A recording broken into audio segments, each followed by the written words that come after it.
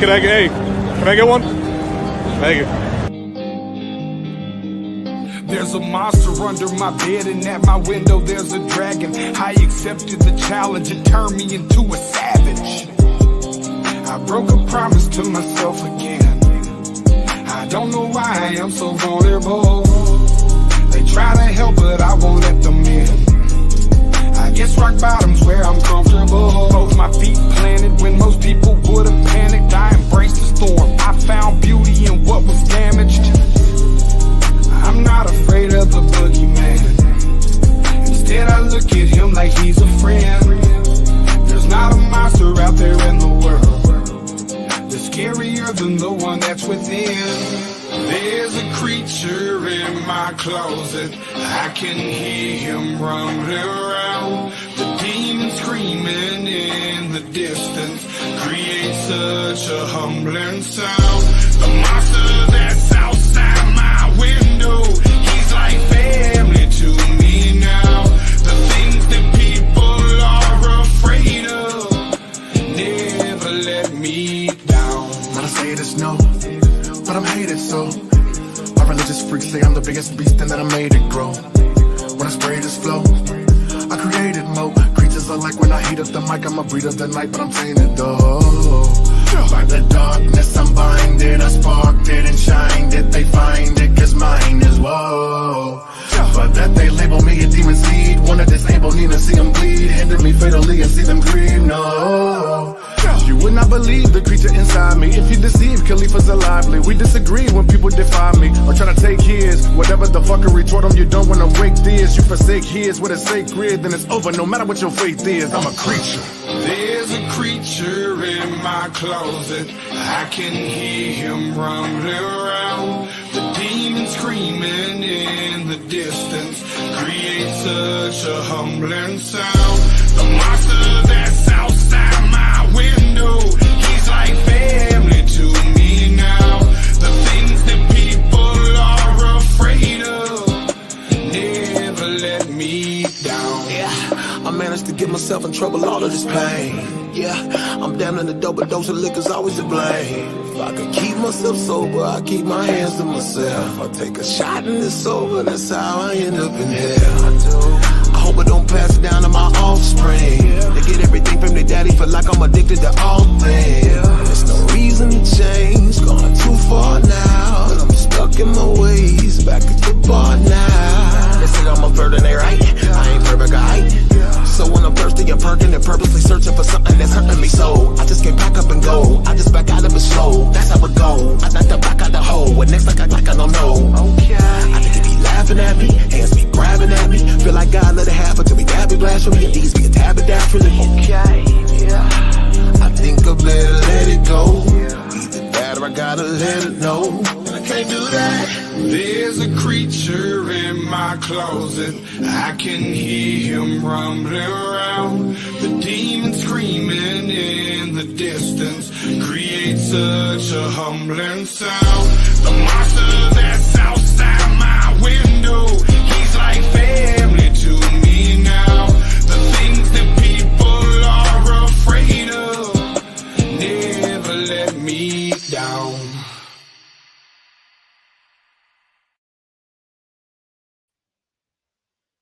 Well, good dang morning. It's been a little bit of a trip trying to get up in here and talk to y'all. Let me tell you, it's always something, you know, that's life. But this has been a very good moment. Rewind some time here. It's been quite a few years since we got to sit down and have these same conversations that I hope we get to have today. So a big thank you and a very, very, very warm welcome to a very close friend of mine. And I know a lot of you guys. He's done a lot. So I appreciate him being here. And I can't wait to welcome him for you and me, if I can get this to work, Sven P. Let's see. It didn't click until later. Delayed, my dear. How are you? I'm very well, thank you very much. What an intro. And a nice track. What an intro. Yes, it is, though. Cool. You've never heard that song? No. Oh, really? Yeah, I'm in the latter stages of my life. You know, I'm you know, You're so old. yeah, the grumpiness kicks in, and then suddenly with it comes forgetfulness and I guess ignorance, huh? Don't do that. The world is full of ignorance. We do not need to align with that, sweetheart.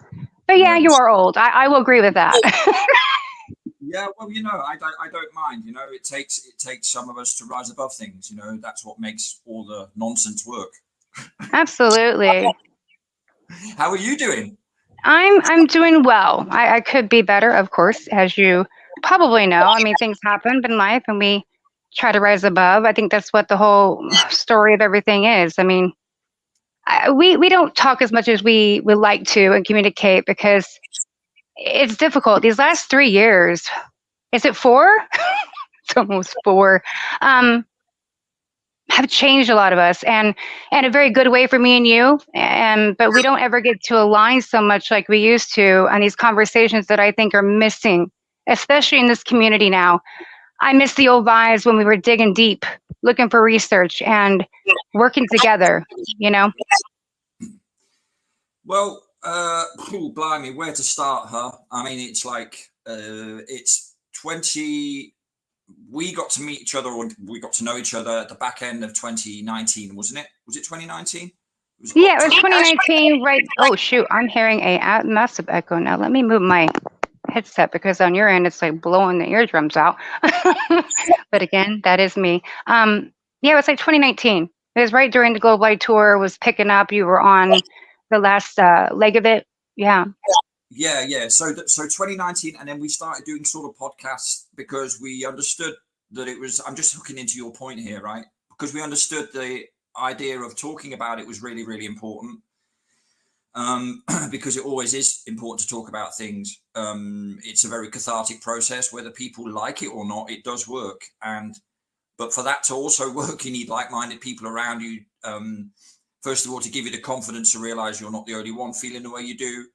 And that's so important, you know, and that's what we attempted to do with our podcast was, first of all, it gave us a platform to talk about all the craziness that we were witnessing that nobody else seemed to be seeing. So, and then trying to get a few people like-minded on that same ship moving forward, right? So they were always our intention. Absolutely. Yeah. And they're still my intentions now. I can only speak for myself, but that's why I still get involved with lots of bits and bobs here and there, is because I don't see the point in not trying to connect up with people who are like, because there are loads of people out there who think like we do and feel very isolated and aren't sure how to go about connecting up with people. And when I say connecting up, I don't mean joining live chats on shows online all day long. I mean with a purpose, you know, getting the messages out. Absolutely. Valuable messages to get out, right? And people are starting to warm to it a little bit on the streets. We've had that experience over the last year and a half of doing activism, but the feedback's been positive. But it's an information war, you know. We don't own it, so we have to be resourceful. But that we have to connect up and maintain those networks and that contact with each other. And so that's why, you know, when you contacted me this morning and said, I want to do this, are you up for it? My spontaneous reaction was yes, which is like me. I just feel that way. It's what we always did, though. It was a moment of feeling. You didn't even know sometimes why. I had no idea sometimes about a topic we were going to discuss. There was this energy at that time, especially in 2019, that we felt a need to connect, like you said, but a moment of spontaneous stuff just happened. Like you felt the energy, you went and did it. And in those moments, a lot of good came out of it. I miss the energy that used to be there. And I'm not talking about between me and you. I'm talking about between our entire community. I want to somehow bring a place back like that where we can have these same conversations and have guests on and talk about, I think, the topics that matter the most right now at hand, right? Well, the shape of the earth is very important, but there's a lot of stuff going on very deep internally. Yeah. We're getting to the crux of the matter rather quickly in this in this show, right? But at the end of the day, we noticed it then, but right now I think there's more of a necessity for unity than ever before, and I see it crumbling quicker and more drastically now than I ever have done before. I see lots and lots of individual agendas going on, within whatever we want to call it. I guess you can call it a community with a very small c, right?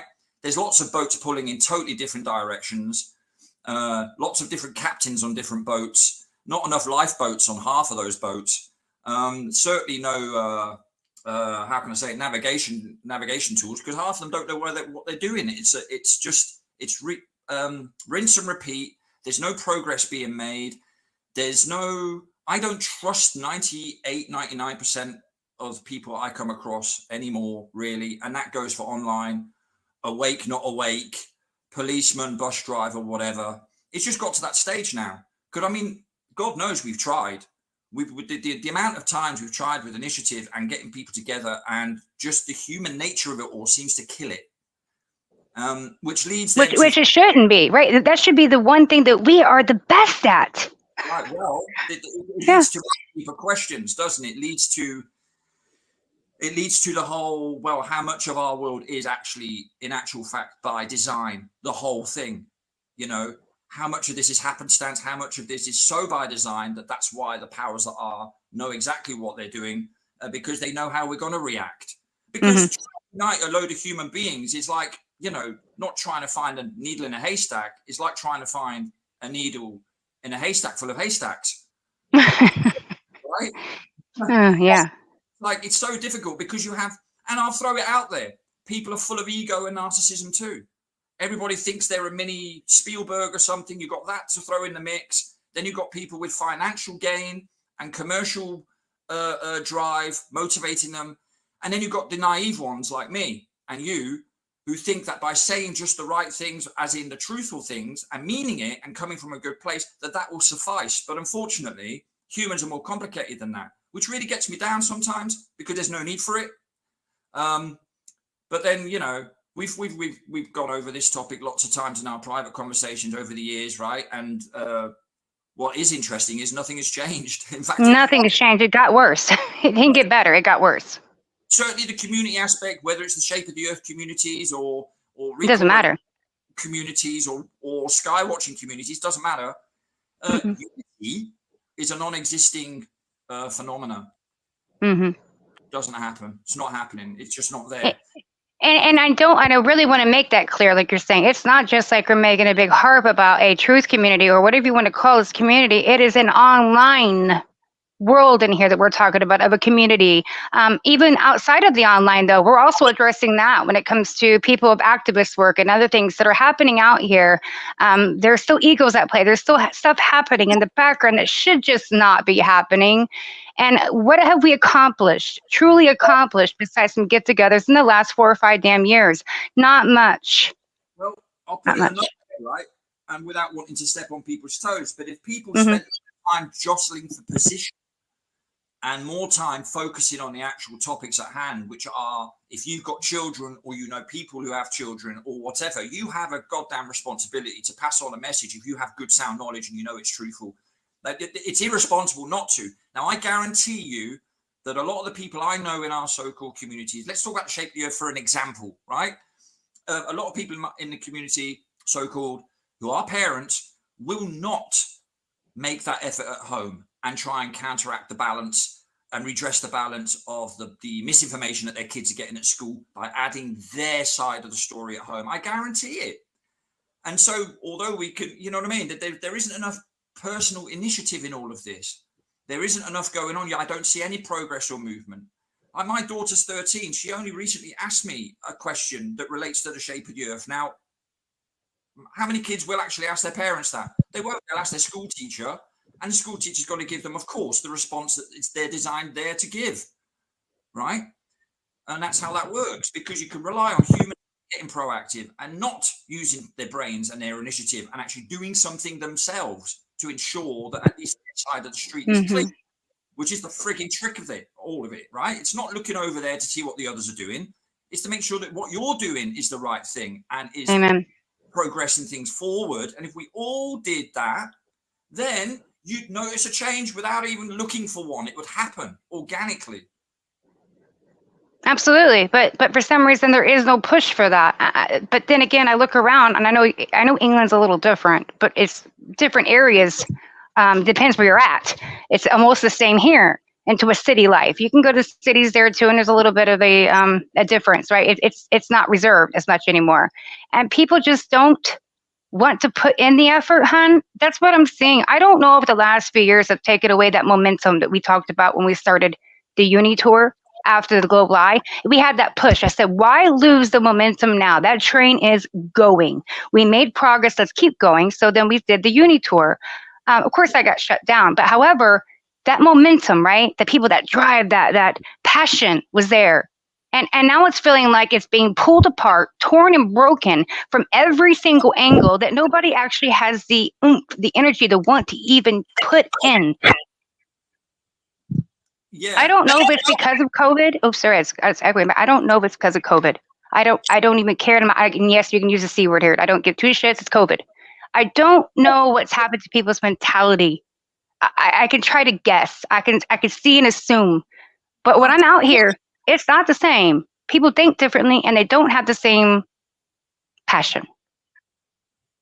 Yeah, within people.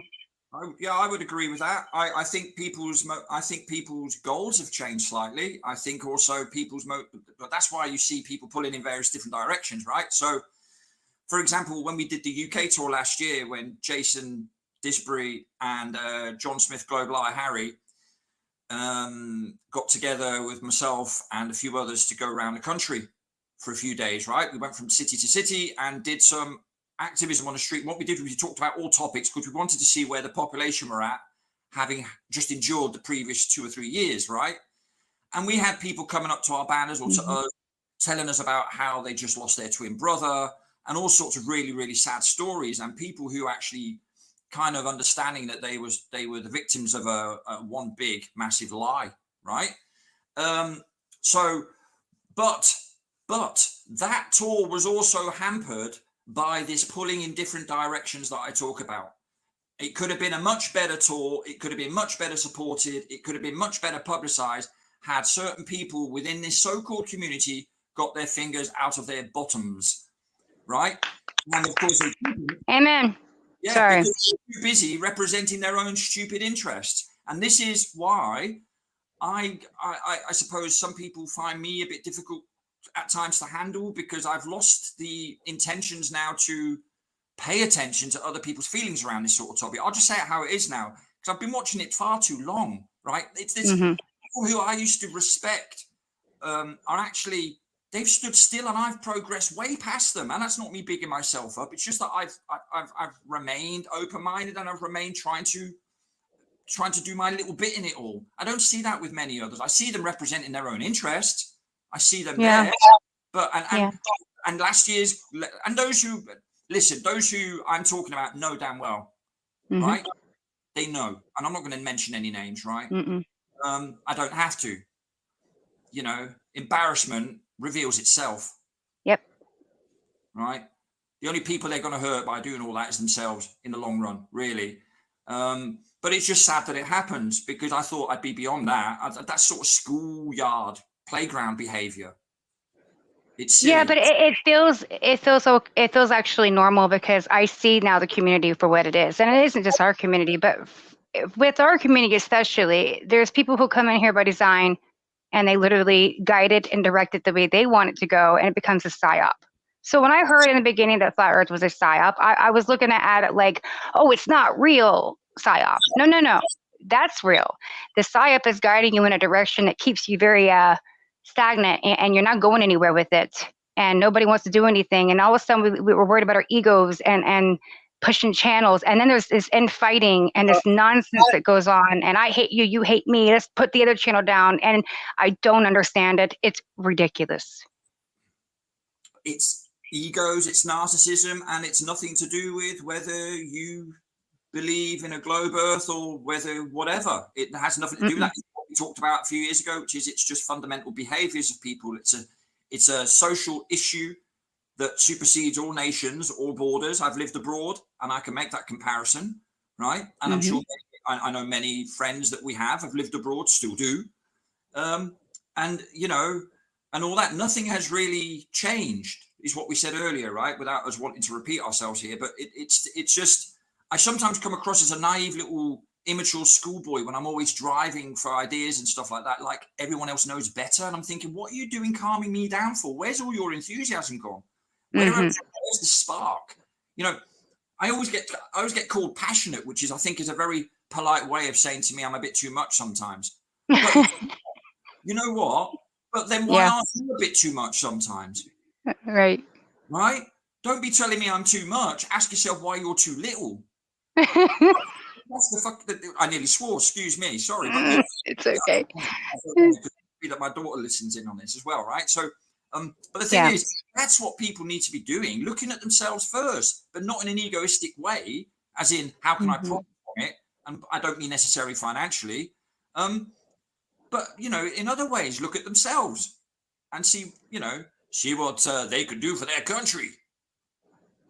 Oh, did you just put a country fake ass accent like you know something, right? At the end of your conversation, you think that was going to just pass on by with me? No. Yeah. Okay, Yankee Doodle Dandy, honey. I remember when we used to hang out in the Discord channel, the Global Eye Lounge Discord channel. I remember just because I was in Kennedy there, right? And of course, we had this debate. You were there, you were privy to this. And we had this debate about presidents and how skillful they were with their speech writing and Martin Luther King and all that. And of course, that's right. And of course, I come in with my reality check and drop a massive big bombshell by telling them all, well, come on, you should know that they all have speech writers. Do you think Churchill wrote his own speeches? No, he didn't. Kennedy didn't write his own speeches. Martin Luther King certainly didn't write his own speeches, right? None of these guys do. They don't today. They never did then. They have speech writers. It all is adapted and linked in with a certain narrative that has to fit. Has to. You know? It's got to fit into a storyline that's been pre-planned right from day dot, right from the beginning. But I mean, this is going into old world stuff now. But the point is, you know, the conversation, because even people in so-called truth and awake, or whatever word you want to use, communities, were falling for the basics. You know, because I've said this before, you know, politicians, people need to know this. They don't even get to decide what color tie to wear in front of the camera. So you sure as hell don't think they get to decide to write their own 1 hour speeches. You've got to be kidding me. That doesn't happen. I mean, we've seen videos too, I think, of Kennedy just like drifting off and getting his hair done and everything. Like he's not even there. Like he's a zombie. I mean, we've seen a lot of this happen. It's not just with Kennedy, it's others. So yeah, it does alarm me when we have our own people like the last, you know, good president we had was Kennedy and he's passed away. And he's, listen, how do you know any of that happened the way that it did? And you believe that Kennedy wrote that script and you actually believe that there's no conspiracy to Kennedy's death. And it just, my brain goes, I'm done. I can't, because they're still stuck, right? That somehow these politicians have some kind of good heart play. I don't get it. Aren't they? They're all selected. None of them were born politicians. They were selected along the way. If you look at the backgrounds of these so-called statespeople, they're either, what was it with Bush? Wasn't he an ex-pilot? Bush Senior has military background. Kennedy Senior was a pilot. Wasn't Kennedy a pilot in World War II and he got shot down and it did his back or whatever? That's the storyline, right? Right. And he had a background, a serious background, supposedly, because of that or something like that. Yep. And all this, so they're adding all these humane stories so that the public, the general public, don't forget, we're talking the end of the 50s, early 60s here, when the rollout of TV and multimedia was happening, when Americans led the way by basically having a TV in every room. And in England, we were just about getting a TV in a household, the 60s. So the timing couldn't have been better to introduce these very shiny characters, Kennedy being absolutely one of them, right? And then, you know, that leads us into a totally different story, but that was the social programming was well in full swing there, because you're making these characters recognizable. You're making them part of, you know, your everyday life. You get attached to them. And then so when something bad happens, you create mass trauma. It happened with Diana here in 1997, and they do it all the time. They roll these things out. Yeah, it's never been anything but that. That's all we know. I don't. They do it on purpose. Sorry to interrupt you there, Stacey. Okay. They do it on purpose. I blame it on the spin of the earth. They do it on purpose. Stop. Yeah. So what they'll do is they'll create an event like, for example, the Kennedy assassination, right? Just to use that time And then once people are all in their deep trauma, yet Jackie Kennedy sat there smiling, waving to the cameras, then a few years later, you have Beatlemania kicking in and the so-called British invasion of America, right? So you've got the down, then they lift you back up again.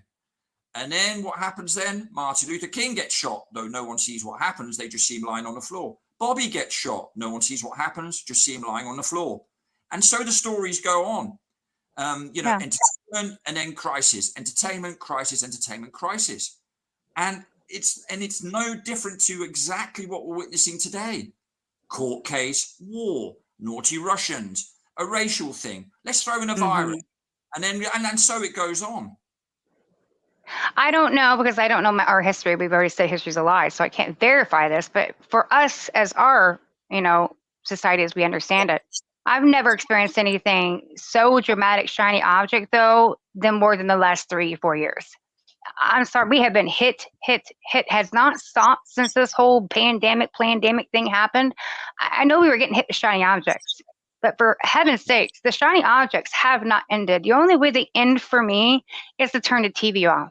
But there are times that I still have to deal with that, though, in regular life, or a big billboard or something that's going around, these dumbass billboards. I don't know if you're in America, but there's this company that's going around as an injury company, and they're making fake billboards and stuff just to get, like, they look like they've been vandalized, but it's done on purpose, and it's making a mockery of us. I mean, it's literally like we are living in idiocracy times, and those moments are making me go, oh God, yeah, we're getting further and further, and I still have to see it. You can turn the TV off, but it's still there. It's almost like my glasses are on and they live, and or I'm sorry, they're off, and I got to put them on to see everything, because in reality, you're walking around in almost a TV now.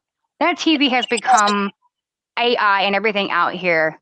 You can't walk into a store and they know where you're at, what you're doing, everything that's happening. There's advertisements on your YouTube, on the screens in the store. They're talking to you everywhere. You can't escape it now, on top of what's happened in the last 3 years. So all that's just piling up. And then they're adding more AI and more tracking and more all the stuff underground, and what they're doing with our electric system, our grid, right? The whole power grid that they're redoing, the infrastructure. There's so much that's happening that nobody, absolutely no one can actually keep up. I can't even. Well, I try to keep up with a little bit with my videos. And recently I put some video. I'm not plugging my channel here, by the way, but I'm just mentioning, just to confirm to you what's going on here in England as well, right? So very recently I came across some roadworks in Bournemouth here in the UK, where I live on the south coast.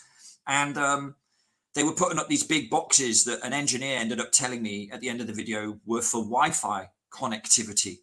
Right? And these things are massive, and the point I'm making of this is that, new technology is sprouting up everywhere. You get up in the morning and suddenly, you've got something outside your window or end of the road. These roadworks tend to happen all the time when it's either bad weather or whether it's nighttime, or they'll do what they did at the beginning of lockdown, which is even put the homeless into hotels. That's how desperate they were to get people off the street, to continue this rollout, right? Which is continuing right now as we talk.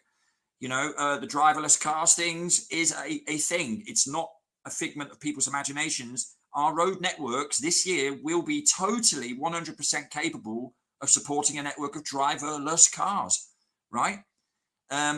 These are things that are going to happen so quickly, people ain't going to notice. I mean, we already fly around in planes on autopilot. What do people think we have as technology? We're there. We're already there.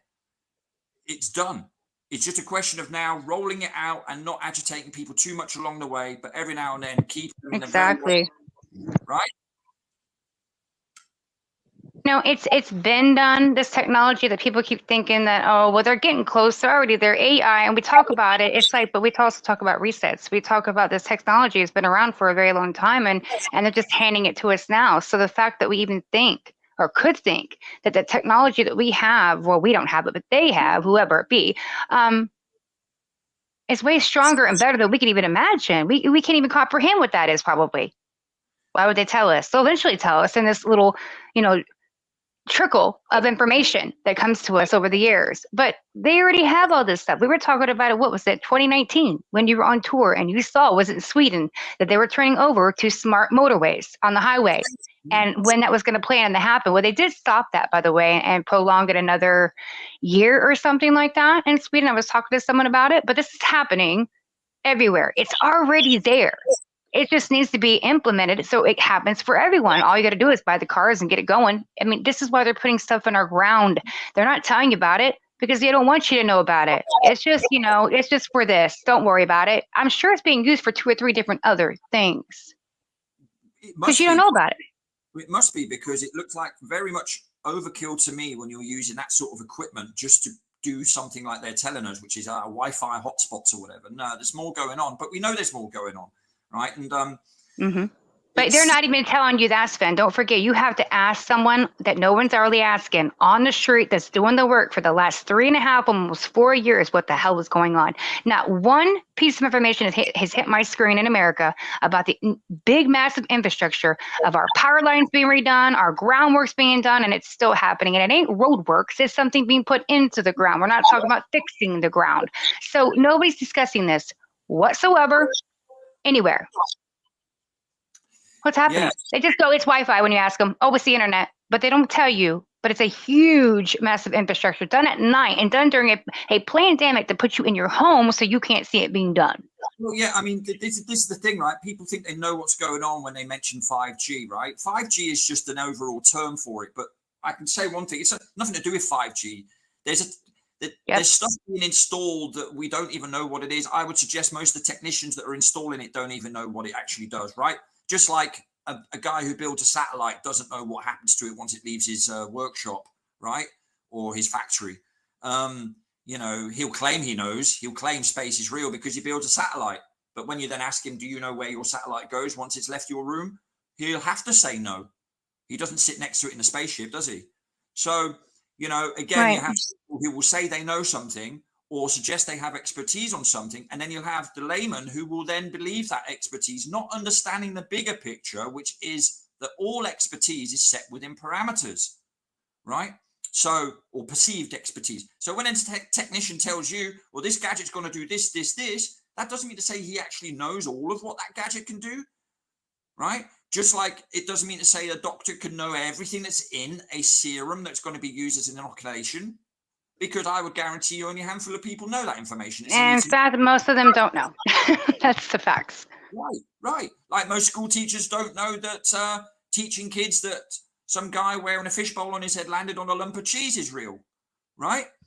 No, didn't happen. But that's the consensus. School teachers are stood there all proud of themselves because they can recite the dates of when Armstrong landed on the moon in 1969, and they think they know it all. And you're sitting there thinking, yeah, this is bad jazz. What I'm witnessing here, you know, this is not good. Bad jazz. I haven't heard that one in a minute, but that's pretty accurate. Bad jazz, because we like our jazz. We like it good.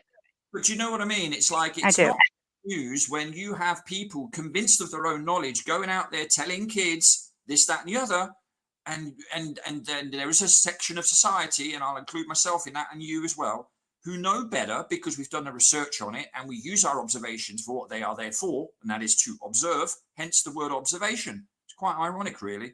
But then when you then see these Muppets at school teaching school kids, it very much is frustrating because they are lying, whether they mean to or not.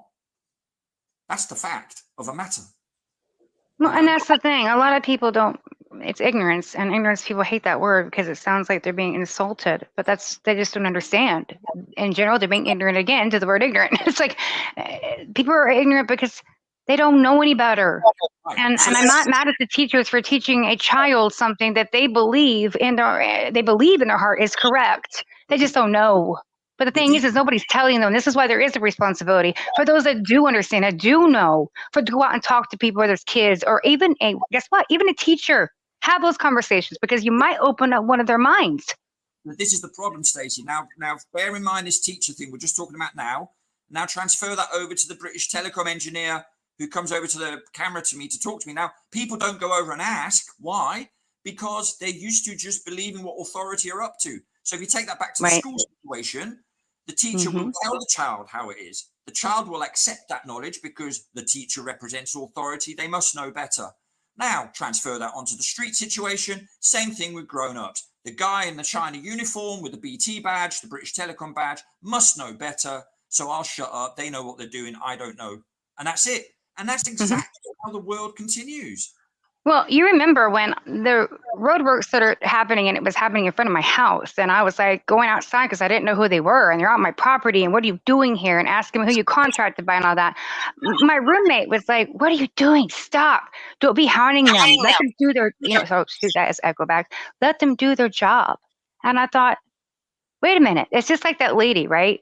When she's like, I'm just trying to do my job. Exactly. When we told us to put a mask on and everything. You're complying again, and you're just doing what you're told, and you know nothing other than that.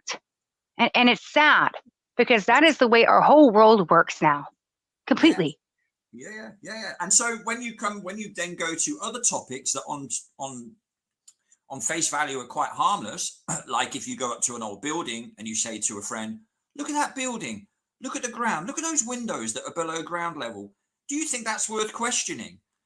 Why is it then that people are so defensive around that and have a problem with that even? You know what I mean? It's like it's a real issue to... No, I think it's because they created a conspiracy thing, right? So anyone who looks outside of us as conspiracy theorists, and that in itself has been looked at now wrong. They've really pushed that the last 3 years, sweetheart. Conspiracy theorists now are literally just jokes to people. Instead of really understanding that within a conspiracy is some truth. That's why it's a conspiracy. You're supposed to be looking for that information because something's wrong. But for some reason, people just go, conspiracy theory, that's a lie. It's a joke. It's just some fantasy, right? That's what that means to people now. So anything that could be something that is supposed to be looked into, people just go, nope, conspiracy. Next, there's authority.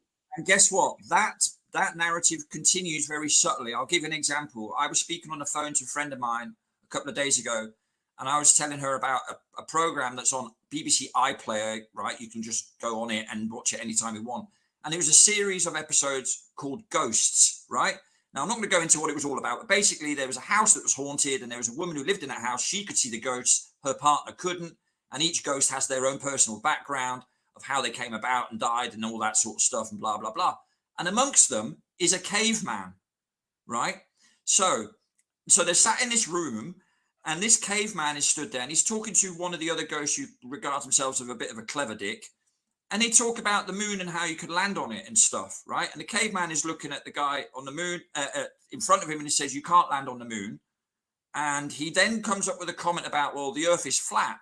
Right, so they're depicting the caveman as the guy. You know, the caveman who's uneducated and goes, right? Because we didn't start. Exactly, right? Because evolution and bullshit and all that, crap too. This nonsense.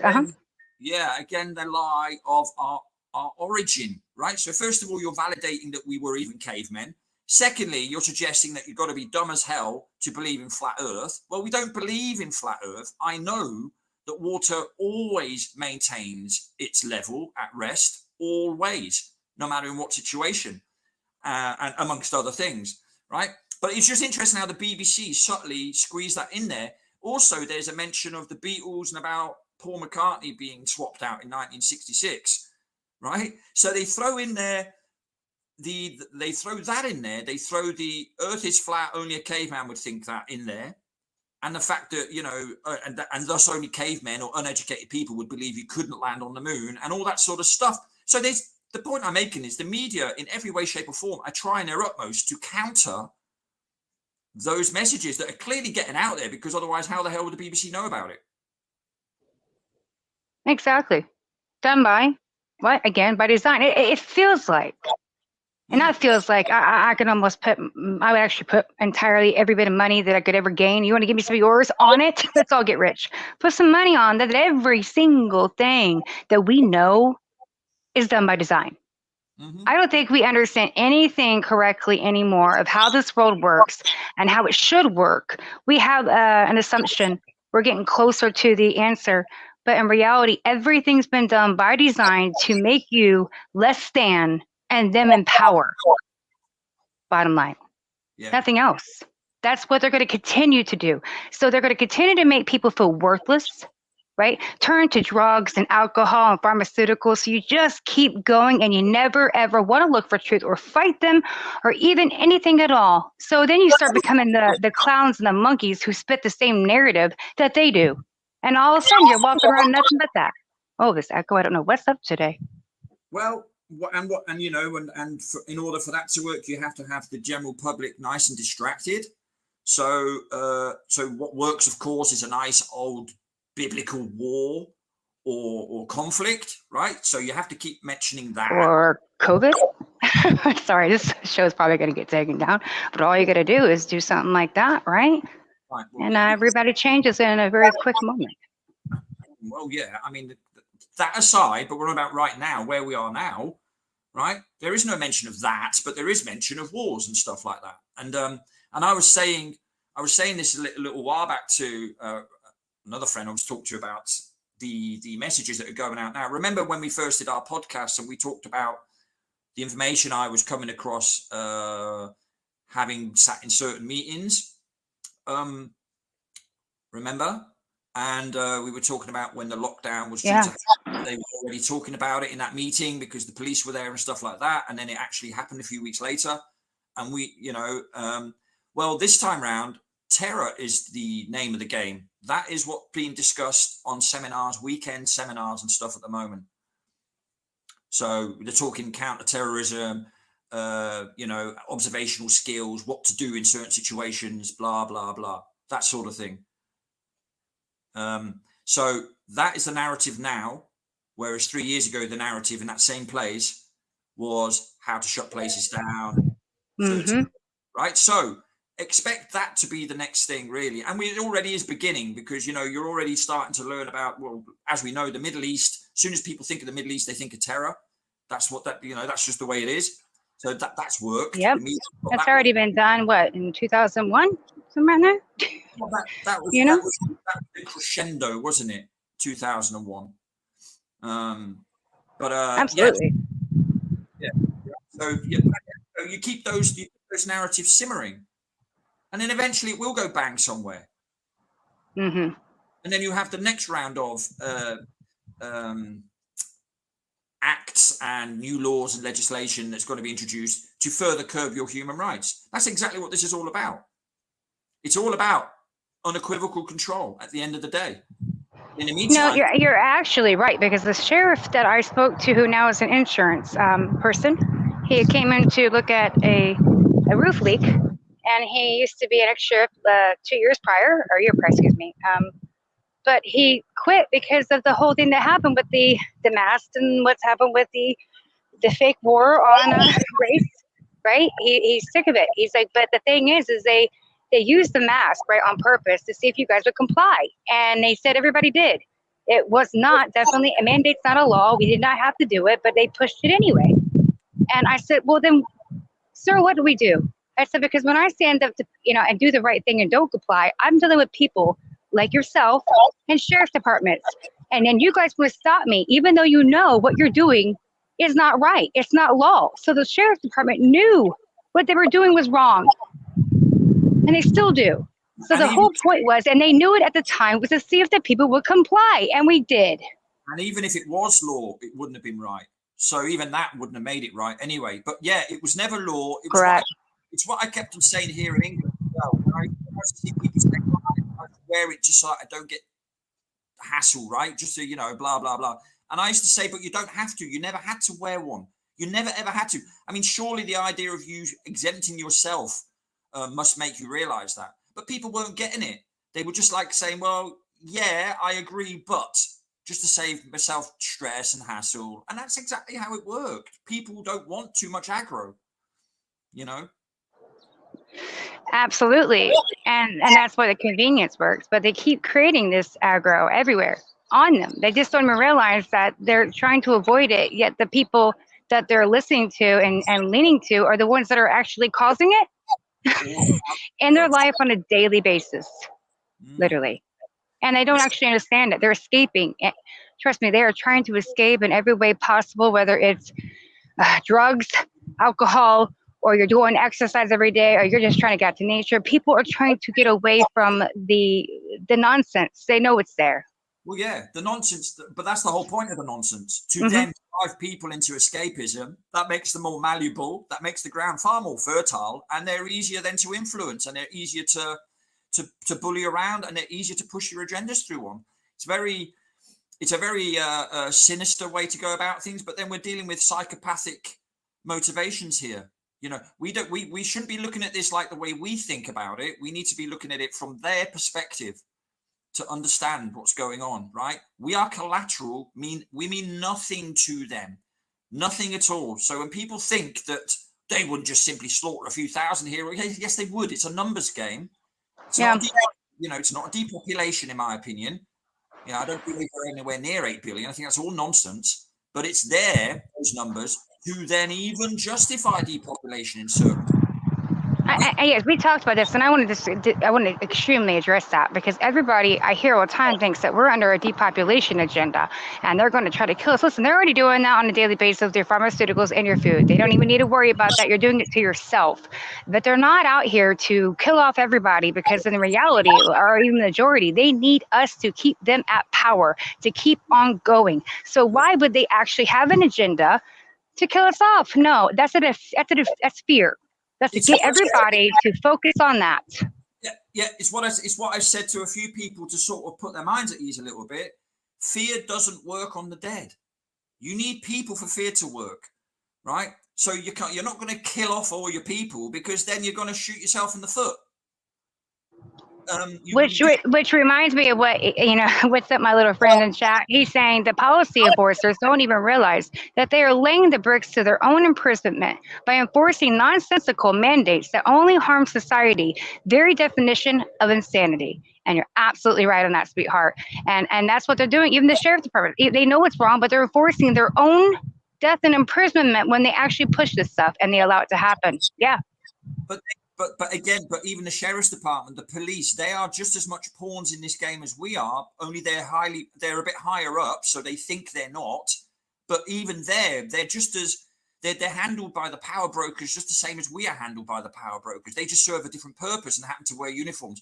They don't think they are. The police think they're a bit authoritative. They think they're a bit more knowledgeable, a bit more this, bit more that. But actually, in the bigger picture, they're just as insignificant as we are. Right, in the bigger picture. But they all should be in trouble. I'm sorry, if you're a police officer, if you're anyone working in a public servant, right, and you're now enforcing stuff against the public, including yourself, right, that is not supposed to be law, and you're telling people that's law, and they have to do this stuff, you should be arrested for enforcing that stuff that's not even right. Well, I'm sorry, but there's no excuse for this shit anymore. There are public servants. They work for us, and to sit there and not follow their own law that they took an oath to follow. Yeah, we're in trouble. Again, Stacey, they do work for us if we believe in the officialdom, and that's the problem. Right. So how much of any of that stuff is worth the paper it's written on? None of it.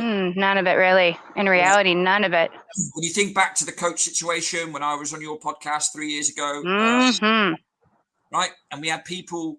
Of the 30 plus people that were on our coach that got basically hijacked by the police for 3 odd hours.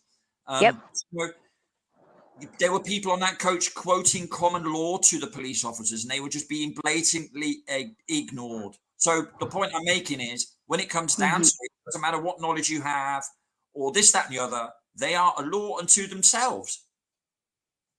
That's it. You have to know absolutely. That. And you're right. The guys in the chat, well, if you add up enough insignificant people, it'll become significant. And you're right, for them. Very significant to their plan and their agenda and everything. They may not be that important in reality, but they're actually extremely important. They find those people who will do their bid and their bidding, right? And they aren't insignificant, but on purpose, by design, to make their whole thing happen. Yeah. What I mean, when I say insignificant, I mean disposable, dispensable, interchangeable, not something that they're going to look at and go, oh my God, because they can replace humans at a whim anyway, anytime they want to. It doesn't matter for them. Right. So now on ground level, how we feel about it, that's a totally different kettle of fish altogether. The fight is real. We do have to work to get by, or we do need money because that's a system we were born into.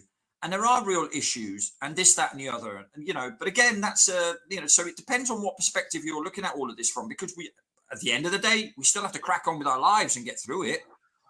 Yeah, and so that's why the 9 to 5 still happens. That's why people put their head down and they do their job and they do their work to get home. Because in reality, there ain't no time to even hardly talk about the stuff that we do. We were grateful. Honestly, I'm grateful. I'm very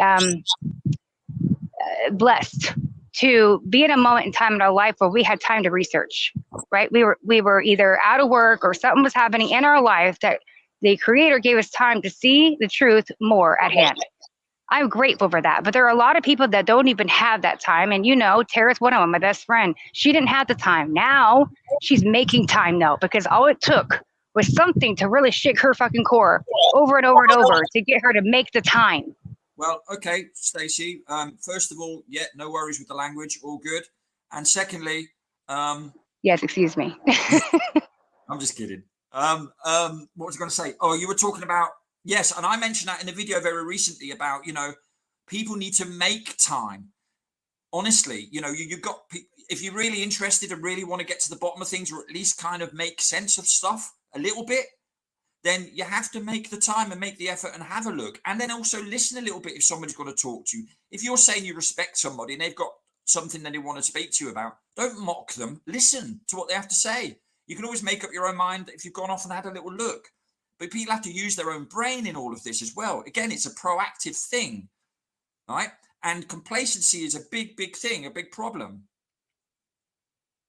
You know, probably the biggest problem we have is complacency. People are very stuck in their lives, son. Complacency here on the south coast of England every year when we were partaking in all the demos and the marches and stuff. It was such a difficult area to get people together to march for. You know, other cities, no problem, but the area where I live, God, to get a few hundred people was like so difficult because the people aren't rock bottom. They're still too comfortable. Okay, I'm going to ask you a question because you'll be more understanding of this. Okay, in 2019 when I met you and you were on the Global Tour and you were traveling around speaking to people from all over different areas, and you felt like there was this opening that was happening in people, and they were actually approaching you and they were making time, and people were coming on to you in the Discord channel and talking about this stuff. Now, let's not rewind, let's go forward, you know, to now where we're at now. And do you still feel it's the same, the openness, the trying to make the time, wanting to hear? Because I think people are very closed off now because these last 3 or 4 years, there is no time. They don't want to make time also because their head is too full of other shit. So I think the last 3 or 4 years has taken away a lot of our precious time, and it's going to get harder and harder to get the people out there because I think it was a lot easier in 2019. Do you agree? Yeah, I do. Yeah, I do agree. I do agree. Now it's how do we fix that? You know, it's how do you fix that mentality to go back to even there or rewind? Well, it's a very, very good question. I think part of the problem, to be honest with you, is what we discussed right at the beginning, which is that the lacking in unity and the lacking in proper true motivation or direction and all that sort of stuff and all the other issues that our so-called communities have doesn't exactly help matters. So everything's going to be fragmented, including the feedback you're going to get when you do go out on the streets and talk to people. So the little bits that we've managed to do last year was actually relatively positive. But then I've also noticed that in general conversations, people are closed down or they're too busy with their thoughts elsewhere. Or they're just simply, they've changed, if you know what I mean, without me divulging too much. Right? Yeah. And we've changed. We've also, maybe we see things a bit differently too, in terms of how the response is. Maybe we're expecting a different response because surely now they must see what happened kind of thing. Well, no, not necessarily. Not necessarily. But some did. And this is where I have to keep the positivity as much as there's the negativity. We talk about all that negative stuff, and I do see that shit. However, there's another line where we have so many nurses and doctors and other people who are making Instagram videos and other shit out here, TikToks, everything you can think of, good for that. It's not about the platform. It's about the people that it's reaching. And some of the videos I've even seen saying, hey, guess what, guys, you can't do this to us anymore. We have TikTok, we have Instagram, we're communicating, we know what's going on. And so at least we have that push, just saying the lockdown ain't gonna work on us anymore. We know what's happening here. So maybe there's a hope, which I guess I always try to lean towards at the end of the day. You could sit here and talk about all the negative, but there has to be some kind of little hope that keeps you going. So that's mine. Because there was a lot of change. We do have people on our side, some really, really good people that we needed a long time ago. Okay, I'll put it like this. The fact that people have had experiences now that they would have denied 2 or 3 years ago, right? So I'm explaining this a bit backwards, so apologies, do forgive me. But, you know, recently we did a couple of vigils here in Bournemouth in the gardens, right? So basically it was like demos, but it was without the demonstrating bit. So what you did was we went out and we basically interacted with the general public, and the message, the mantra, if you like, was that we have all been lied to. We are all affected by what's happened, whether you've actually had it or not had it. Fact of the matter is, I have family members, you do, everyone I know does, that have had procedures done, and some have succumbed to it. And the point I'm making with that is, through those experiences, people are more likely to listen a bit. Whether they jump on board with what you say is another matter altogether, right? But because you can't escape the fact that your Uncle John may have died of a heart attack, and yet he was top fit a year before and he was only 42 or whatever, right? Or you can't escape the fact that people collapse every time there's a match at Bournemouth Football Club, for example, and you have to stop the game, or other grounds, other sports that gets hidden by the media and stuff like that. But people do come across this information bit by bit by bit. So I think because of that, the willingness maybe to listen might not be as shut down, but they're still skeptical because they still will side with authority, because that's unless they actually purposely go out and have a look like we have done, they're going to stay in that mindset, is the point I'm trying to make there. Very long-winded. No, you're right, because some could see it, but then some might say, let's vote, like, to change the matter. But I'm very happy that they're at least being skeptical and opening up at least one box, because I feel like it's like one of those things where there's a trinket and there's a box there, a box and a box and a box, and you never keep opening the box. Like it just keeps opening another one, a tinier one, a tinier one. That's what I feel like the truth is. You just keep opening up another one, and they're at the very beginning, so I can't really be mad at them. At least they're actually at a box at all. You know? Well, I mean, at the end of the day, it's a very, very tricky one. It really is. You can offer yourself when you go out and do those sorts of things on the streets. I mean, that's why I like doing that, right? Because you will always come across people who will listen and will be on the same page. You will. And you'd be surprised. But you're still going to have resistance. You're still going to have people appealing to authority. You're still going to have people talking about long COVID. We can say it how it is. It doesn't matter. It's only a word, right? As opposed to maybe side effects, for example, right? There'll always be a justification, but there are more arguments. Yep. That's the difference. Whereas 2-3 years ago, you could argue the point, well, what would you even know? Nothing's happened yet. You can't, it's all speculation. And that would be really right. That would be accurate. But now that we have a lot of information and we know the timeline and we use our discernment, we know damn well, you know? Yeah, and the fact is if somebody, I mean, I know some things. I don't know much. Let me make that clear when I say I know some. But the things is that there's certain things that we do know, you can't just keep it. I don't think it's fair to just move along. I tried it. And as you know, I tried to just go back to the matrix life and work 15 hours a day even. And it just wipes you away. And it's hard to fall into that category where you just stay in that one zone and I could be part of the matrix again. It's not so easy to do that. It's really not. Yeah. You could do it for a short time and then you pop right back into what am I doing? At least for those that are, I guess, as like-minded as we are. It's very, very difficult to keep that going. Absolutely. And that's what keeps a lot of people in that mainstream mindset, is because they still have their mainstream routine, the 9 to 5, 9 to 6, whatever it is. And it is exceedingly difficult to have the time, the headspace to approach stuff and look at stuff in a bit of detail like we do, and to at the same time maintain that everyday Joe Blogs lifestyle, so that the masters that you're paying are happy. It's a very, very, very tricky one. You kind of find you're going to have to do one or the other. You can't do both. But then, of course, it doesn't mean to say that you can't still open your mind to a certain point of view that you have, or change your mind on a certain point of view that you have based on your experiences. Just look at them a little bit closer, and that sort of thing. I don't know. Time will tell, Stacey, won't it? Really, I think. Because there's nothing. Do you think that you personally could just say, you know what, I know the truth, that's good enough for me, and I'm just going to live the life and try to be happy in it, and I'm going to do the 9 to 5, I'm going to do what I guess, comply kind of thing? Are you able to, I guess at your point, do that? Or you say, no, it's not worth it, I refuse? I mean, where are you at when you've gotten to the understanding that you are? Because I'm telling you right now, it's almost like going down a bad path when you go back into the matrix, you know? In my, I can only talk for myself, but in order for me to maintain a certain quality of mental and physical health, I cannot go into a straightforward full-time working routine. It would probably kill me, and I'm not even over dramatizing it. It certainly wouldn't do me any favors. I'm well beyond any. I struggled with a couple of things recently where I just can't do it.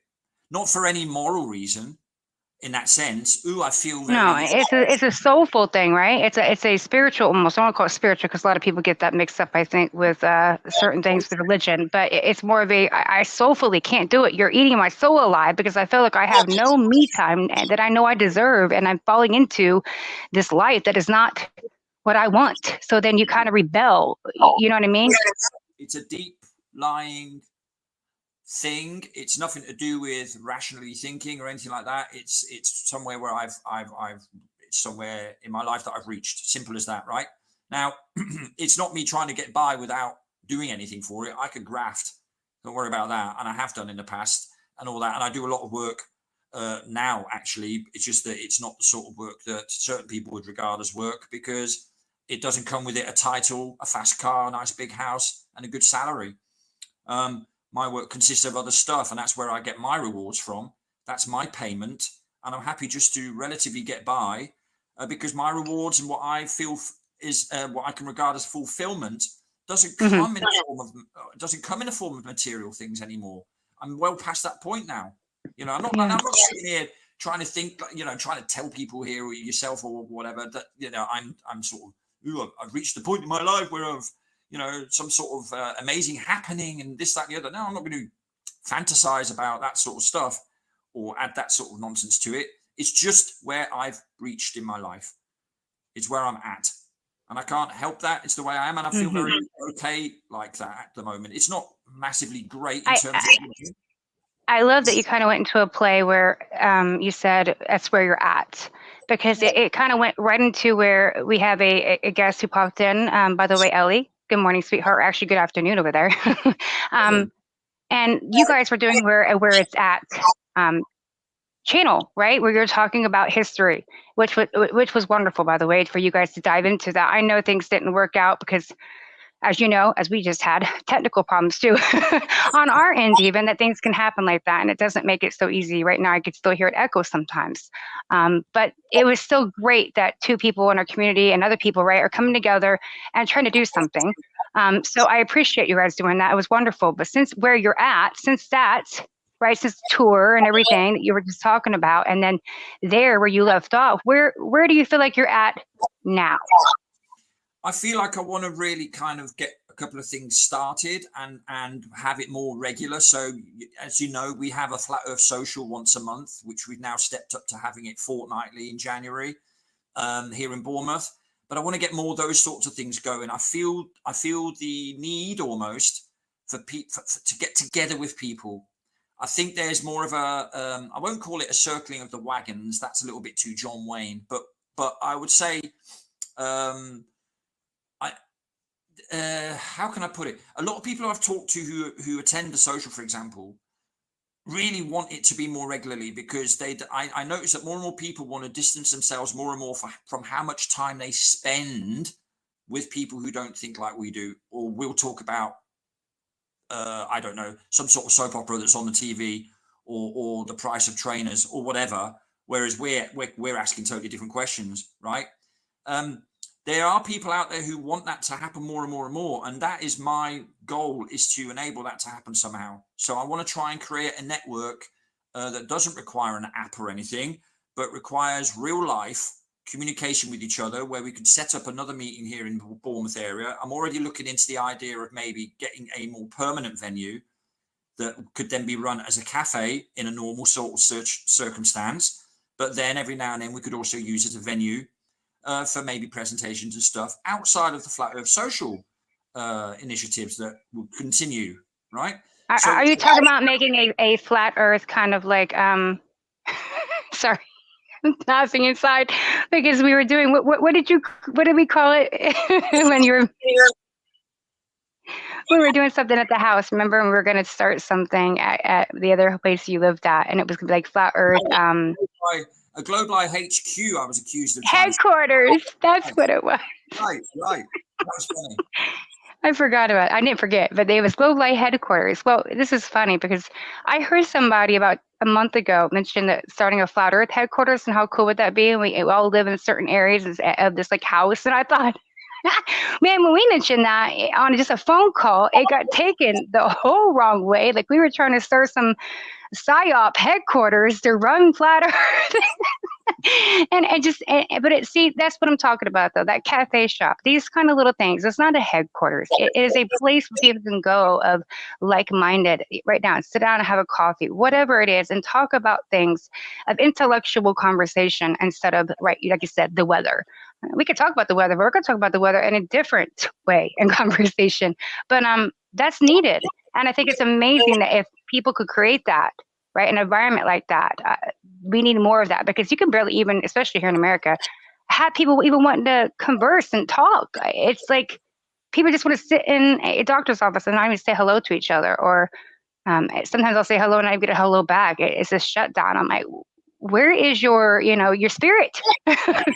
So we need that back again. And I think a cafe would be a really good opportunity for that, especially in England. Everybody loves their coffee over there, or a cup of tea, right? But no milk, please, come on. But that would be good. The only thing I think that needs to still happen, and we've been talking about this for a while, is something here in America. I mean, that Globe Light Tour was amazing, the first one. Well, the second one wasn't actually. Technically, was that the second one, right? In 2019? Got the Euro Tour, yeah. It was the second one. That was the second one, right. So technically, I feel like, though, we should be pushing that to America. We talked about it then, pulling all the people from over there and meeting up with people in America and starting to align that in a group here, because it could be done so, I think, even easier than it was that over there, right? Gathering together, getting the right people, RVs, all that, whatever is needed. Are you still thinking about, or have anybody over there that's wanting to do something like that? Because that still has not really been done here in America yet. We're just doing these stupid, no offense, guys. It's wonderful to meet up with like-minded people the same, but it's like going to Discord and having the same conversation. We need to open that to the community as well. I want something like that. Okay. Yes is the answer, and yes again is the answer. Yeah, that will continue. We're going to definitely be doing something next year at some point. I think there's also murmurings of a convention here in England. And like I say, if we can up the frequency of meetups and maybe, try and add some locations to the already existing one that we have, then suddenly you've already got yourself a bit of a foundation there that you can then maintain moving forward, right? Now, the American thing that you were talking about, I remember very much having those conversations, listening in on other people's conversations and how it was all about to happen and all the rest of it. And then it all didn't kind of happen. But, that was also at a time, beginning of 2020, when if you saw what went on in the world, it wasn't even possible. It was all shut down, wasn't it? Yeah, shut down, because we tried to start the uni tour instead, because we couldn't get it done over here in America. So I was going to go over there, and then it got shut down instantly in 2020 because there was no flying. A week before the Bournemouth leg was supposed to happen. Or no, yeah, something like that. Anyway, there are a load of people going to come, but so that kind of fell foul to circumstances out of our kind of power, if you like, out of our control, I should Correct. say. But we have it now. I don't think there's any problem with flying now. So I think, again, like we talked about that momentum, when the time is presented to you, don't let it go. I'm not saying just you, but people in general, everywhere. Like this is the time, and we're literally just letting it slip by. Right, and so the important bit there is strike while the iron's hot, of course, and you know, I to be honest with you, I know not everybody's on the same page as me. I know there are some people who are quite happy doing what they're doing, or whatever, or preferring it to percolate a little bit at a pace that, for me, quite frankly, is too slow, right?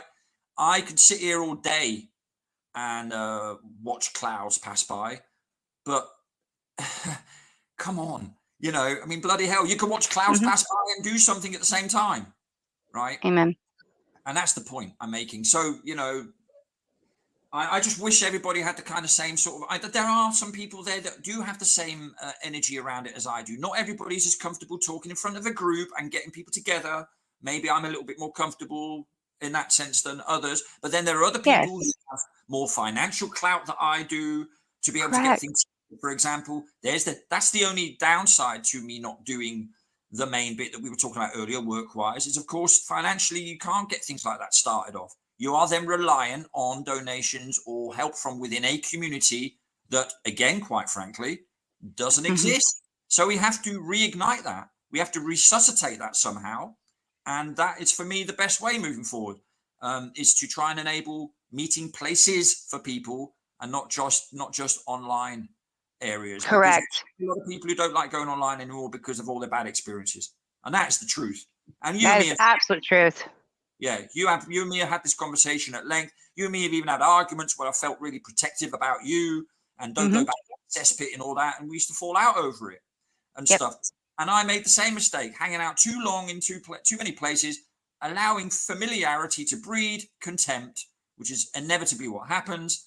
And then resentments all over the place, rumors, gossip, and it creates disease in more ways than one. But this is why I'm very thankful that the people that do know each other, I've been lucky enough to be in your home and to trust you on another level, right? You're not just someone online, even though we're online right now. I've gone to your home. I've been to England. I've been there for over a month in your house and getting me back home in safety and everything, taking care of me. I understand our friendship. We've met each other and we've had a relationship for quite a while now when it comes to our friendship.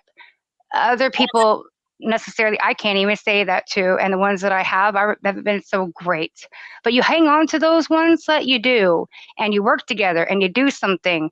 And there's things that people get in the way, and they talk shit. This is what happens everywhere. It's a lot of gossip, a lot of rumors. It's like high school, but we're adults. And adults should be able to communicate with each other. And the good thing is people like me and you, when there's rumors, we address them. And when those get addressed eventually, everything goes away because we understand real and not. Stacey, let me add something in there as also important, because you mentioned Ellie before as well. Is Ellie there? I can't see the chat, you see, so I'm not. She said thanks, Stacey, earlier. She might still be here. I'm not sure if Ellie's here still or not, but Ellie, if you are, you might want to say hello if you can, sweetheart. If she is there, I'll say hello. But the reason why I'm saying that is because, you know, when you do have those conversations to clear the decks of any misunderstanding and start again and try again and all the rest of it and let bygones be bygones and all that, that is only possible without too much interference from the fringes, right? And that's another example of what I mean, what we talk about. You know, people start getting involved in stuff that doesn't concern them, or they get the wrong end of the stick of what's going on, or the people concerned don't handle it correctly either, for all the previously mentioned influences, right? And Ellie is here. She just said yes, she's here. Oh, so big hello from me. I hope she flew back okay and everything was fine with the flight. She'll know what I mean by that. So if we are left with the communication that we used to have, then normally it's okay. Ellie will know this as well. When you're talking with people and too many other people get involved, then before you know it, it can get complicated, right? And that's a community issue I'm talking about here. Correct. Yeah. Not any specific incident. I'm talking about in general. And it's very, very off-putting because you have to then be careful how you address someone in the group, because you might upset someone else in the group. Yeah. Because they might like them a lot more than you, or they've known them longer than you. And there's hierarchy. There's all that nonsense. All that nonsense, you know. And I can't be doing with it. And so I'd rather sort of be keeping in touch with people who I've at least met, or I'm going to meet, or whatever, you know, some people who I can, you know, who I know are kind of part of my, I think that's the way to go. If you do it the other way around, then it's all inflated and it's not authentic, because you've got like thousands of friends, but nobody. But actual nobody in reality, you know, at the deeper levels, when you talk about those friendships you can count in your hand who would be there for you when you're homeless or give you a helping hand. Many people could say, maybe one, maybe two, three, but even then you don't know until you're in those moments. Because trust me, I thought I had like 5 or 6, and all of a sudden I was like, I ain't got nobody. and it baffles you, you know what I mean? So yeah, be careful who you surround yourself around. A lot of relationships are very kind of just, I don't want to say fake, because they're not fake, but they're just one note. You don't know much about each other. Not really. Until you actually meet up physically and spend some time and all that, you know, body language is the language that gets used the most in communication. Anybody who's done those sorts of tests and knows a little bit about that sort of thing will know that, you know, body language makes up the largest percentage of our communication with each other. And you're not getting that when you're communicating online. So there's the first problem right there. You know, there's lots of things that people underestimate when they think they know somebody just because they've had a chit chat online. No, not how it works. And that happens in the real world too, guys. You think we know people because we run across them all the time, or even they've been in our life for 6 months, a year, and then you're like, oh shit, man, you were just hiding all that. Like we tend to trust people sometimes too much. We can. Because we're not paying attention. That's why. Right? Just because they're like-minded doesn't mean they have your best interest at heart. Absolutely not. That's exactly what's got to be reminded. That's been going on for 5, 6 years in this community alone, and that's not just this community. That is any community. That is people. Yeah. People, and especially online, because you can be anything and everything that you want to be if you want to be, and lie and be a persona, and nothing is real. And that doesn't come about until you are in person and you're seeing them live. You're seeing them walk and breathe and talk and their manners, and then you understand who somebody is. That's where the motivation comes into it, or what is it that you're online for in the first place? And I never went online to do anything other than try and get as involved as I possibly could with what we eventually called the globe lie and all that, right? Which are all topics relating to the lie itself. The fact that we are fundamentally living in a realm that isn't as we are told. Simple. Simple as that. Now, very simple. What aspect of that realm you want to pick and choose to focus on, whether it be clouds in the sky or piping under your feet, that's a different thing altogether. But fundamentally, it's about the lie itself. That's what we are talking about here. Hence the globe lie as the title, as opposed to flat earth, which I think is a bit cheap. Well, it is cheap and nasty, and it also brings with it lots of stigma. So, you know, because even mainstream meatheads understand, right, that we do time to time get lied to. Even they get that. So, yes. Absolutely, 100%. Not necessarily a flat earth thing. And this is why I kind of want to distance myself from the flat earth title really a bit, because that's not me. I'm not a flat earther like that. I don't subscribe to being brought into that pot of tinfoil hat wearing basement dwellers. No, that's not who I am. I go out, I talk to people, I do research. I try and be as acribic as I possibly can with my findings. I'm enthusiastic. I get too much for people sometimes. Great, not my problem, right? But it's still alive to you when it comes to the globe. You're not saying anything else but that. The story that we've been fed is nonsense, and it doesn't add up. It doesn't work in reality, and you're going to align with that. You don't have to align with flat, because as soon as you put that into the equation, which we do, and guys, we're not putting flat earth down. That's not what I'm saying. At least I know Sven it. I know him quite well. It's the fact that those words can be very triggered for people. They've already used it against us, flat earth society and everything else. But when it comes to it being level, and it's not what we're being told, we are definitely not on a spinning ball here, and there is no curvature. Okay, so when that happens, we already automatically understand that that entire story is out the window. And so now we're questioning it all. And if they're willing to lie about the shape of the earth, they're willing to lie about absolutely anything and everything that you've ever known, because they're lying about what you're standing on. They're keeping you from a creator and a higher power, even, because something doesn't come from nothing. So the entire story breaks and people become more open-minded. They don't want it, but people are just, it's flat earth brings them down a place of conspiracy again that we talked about earlier. It's the stigma attached to it is the issue, right? So even Eric Dubé, who's just brought out a remastered video of his 200 proofs, right? Even he has retitled it 200 proofs the earth is not a spinning ball, as opposed to 200 proofs the earth is flat. Exactly. Right? Now, we talked about this years ago and everybody laughed.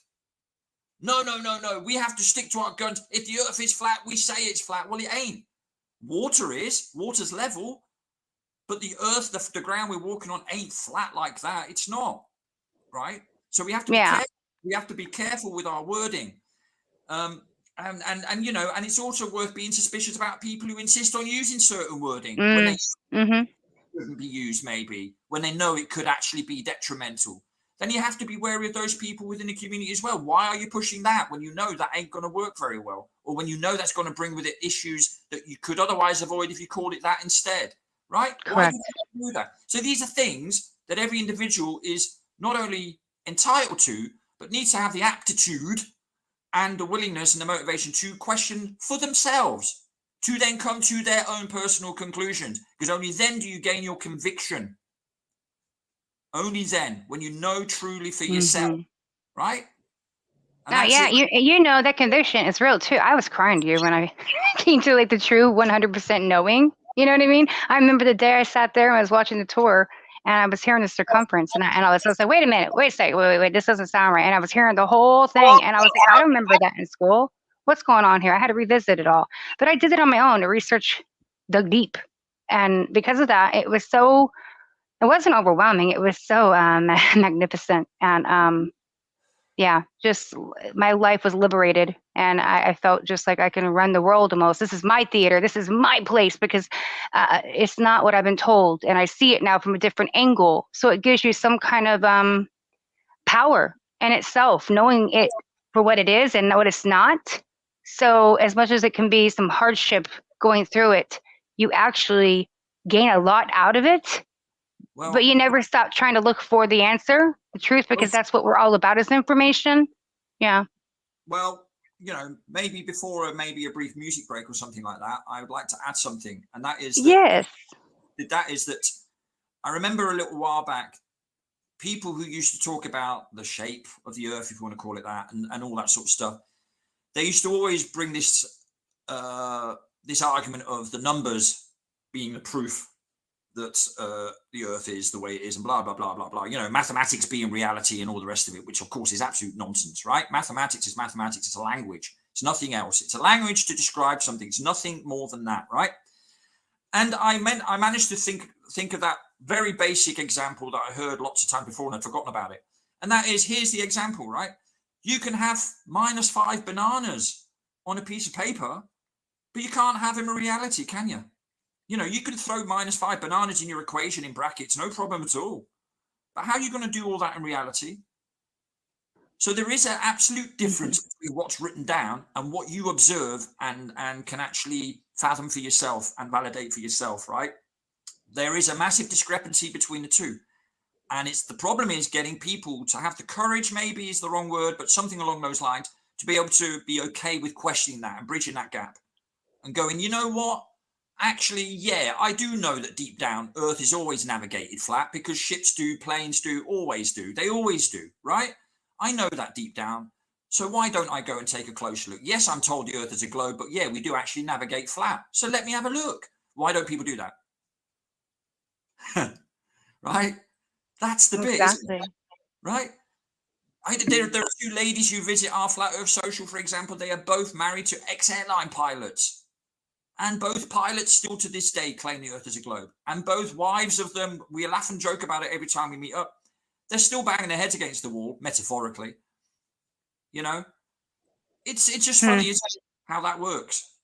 Definitely. If it doesn't drop the penny, then it doesn't drop At all. right. But then if there's no Until maybe a later time, though. I've seen that penny drop with others later when you Right. least expect it. this is the point. If the slit ain't there yet for you to throw the penny in the first place, well, Yeah. then it ain't going to drop, is it? So yeah, you're right. I mean, it's all, and some people just don't want to go there, and and they won't, of course, have that experience. And you know, Which- when I mentioned where it's at earlier, it was reminding me, because Ellie was here as well, that of what you guys did in old world history. And I remember one of the, because I was going to take a music break. This is what happens when we talk. But yeah, I was going to click on one of the videos and let it play so people could see some of the structures that you've been looking at and, you know, trying to put on your channel as well. Please, guys, if there's any mod that is in here and you can post his channel spends, I will make sure I put it in the description as well. But he's got some pretty good stuff on there too, like the visuals he's talking about. All these different things are on his YouTube channel. So please do look into that, guys, because there's a lot of information on there. Even our old shows, he's even uploaded most of them, and your tour stuff. Yeah, I think it's really important. But yeah, I love to get into that. It's only like, I think, a 4-minute one. I have some other ones that you gave me too, but I'll play that. It gives you a minute of a break real quick before we eventually end the stream, because I do have an iron treatment today, unfortunately. And I do want to say hi real quick though before I do that to some of the people in here, like J Cam, Foster, Derek. What's up, Mr. Fly, sweetheart, big heart? Who else has stepped in here real quick? Yeah, what's up, Rob Noxious? I know you're from another area. Great Bowls of Fire, Flat Earth Nation. Everybody who's stepped in. Easy, what's up, Easy Diggin? All you guys' love and support. Maniac Buds, we have so many. Indiana Chris, what's up, my Indiana Chris? Good to see you, honey. I appreciate the support and you being here. We have so many, and I just want to say thank you. Every single person, if I missed one, I appreciate you stepping in. This is kind of a rewind for me and Sven. It's been a while, and I look forward to maybe doing some more.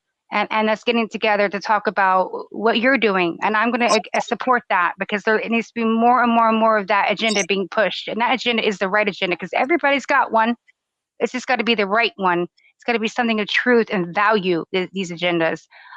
So that's what we're trying to do, I think. And I think it's wonderful that you have really been doing that for the last, 4 or 5 years, trying to push that. So any support that we can give, his channel needs to be pushed. You guys, we need to bring that back, that support for everyone. I felt like it was lacking this last tour too. I don't think it got anywhere close to the amount of support that we should have had for a tour this last year. A lot of people didn't even know what happened. So let's get back to start sharing, if you can, these pages for support, even if you don't necessarily believe in one person, you know, what they're saying, but there's something else that they're saying you believe, pass it on. Because this is the only way it gets shared out. And we need to do that and stop even if you have a bad feeling towards someone, we're here for the bigger picture. And I will share every person's message out. If you're here for the right one, and you're here to do something to push us, right, that truth movement into an actual movement instead of standing still. So I want to play what you've, in this break, what you've been doing recently to kind of show that movement and what can be done on a daily basis, so others can see what's going on over there, if you don't mind, and then we'll come back. Okay. Is that good? Okay, let me get the video ready to go. It should be like 2 seconds. I just had it, but I'm on my phone. And we will be back right after this. Actually, the first one's only 2 minutes and 54 seconds. But there's actually 3 that you gave me. But I'll play the first one, and then I'll come back, okay? Okay. Thank you. All right. We'll be right back, guys. I've been in your walls.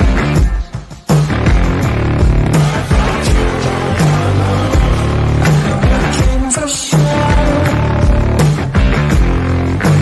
I've never been so close before. It's one way or the other.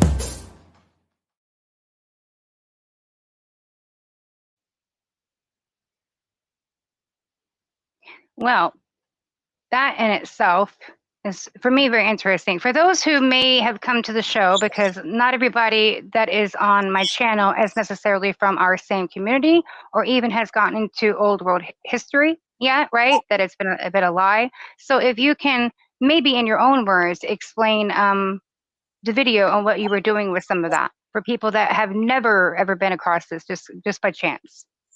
Okay.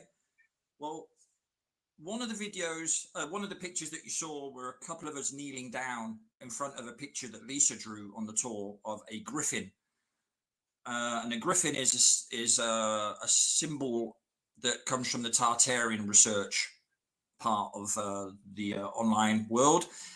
And that is people, and a person on that photo, by the way, was Martin Liedtke, who is a prominent figure of the sort of the old world research, hidden history, Tartarian kind of stuff.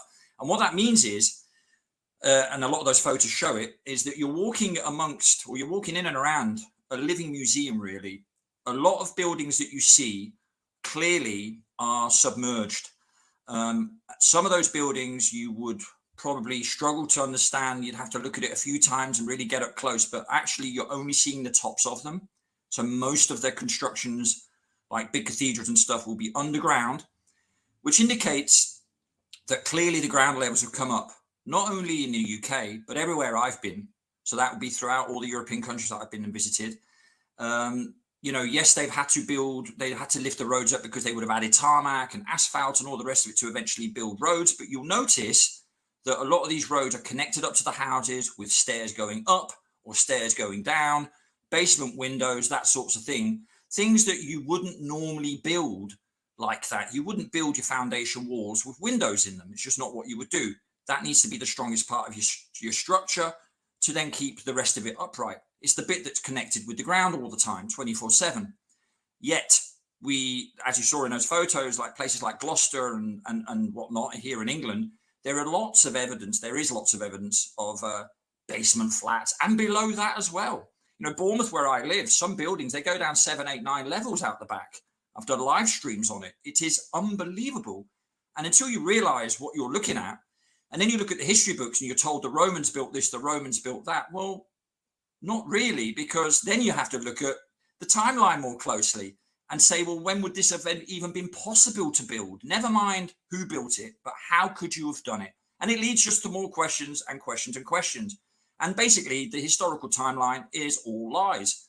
I don't believe, and this is based on my research, that our civilization, as we know it, our societies as we know them today, go further back than 200 years. So I would say at the earliest, probably around about the 1800s, very late 1700s, early 1800s. And then we get rolled out in unison, in lockstep with what they call in history books, the Industrial Revolution. In actual fact, it's more of an introduction parallel to us being rolled out throughout the world via world's fairs, which eventually then mostly get ripped down afterwards once they were used, like the first one in 1851 in London with the famous Crystal Palace buildings, of which there were 2, not 1. And, you know, and you come across a lot of lies very, very quickly. And so that is really what those photos are kind of depicting. That's what I did when we were on the tour. When I got the chance, I took a load of photographs. Even if I was walking to a shop to get water, I would just stop and take a photo or whatever. And that's where, you know, I got so many that I ended up putting out a few videos with music because there were lots to look at. It's unbelievable. The structures that I've never even known that existed. Like, you know, I grew up hearing about the Wall of China, all these different walls, and then I saw the Wall of India, right? And I was showing you the structure, and I said, "Hun, how in the hell?" And look at these buildings. No one could ever build it. It's so massive. Even the dome itself. How did they put it on the building? And these things, it's impossible. We can't even recreate that right now.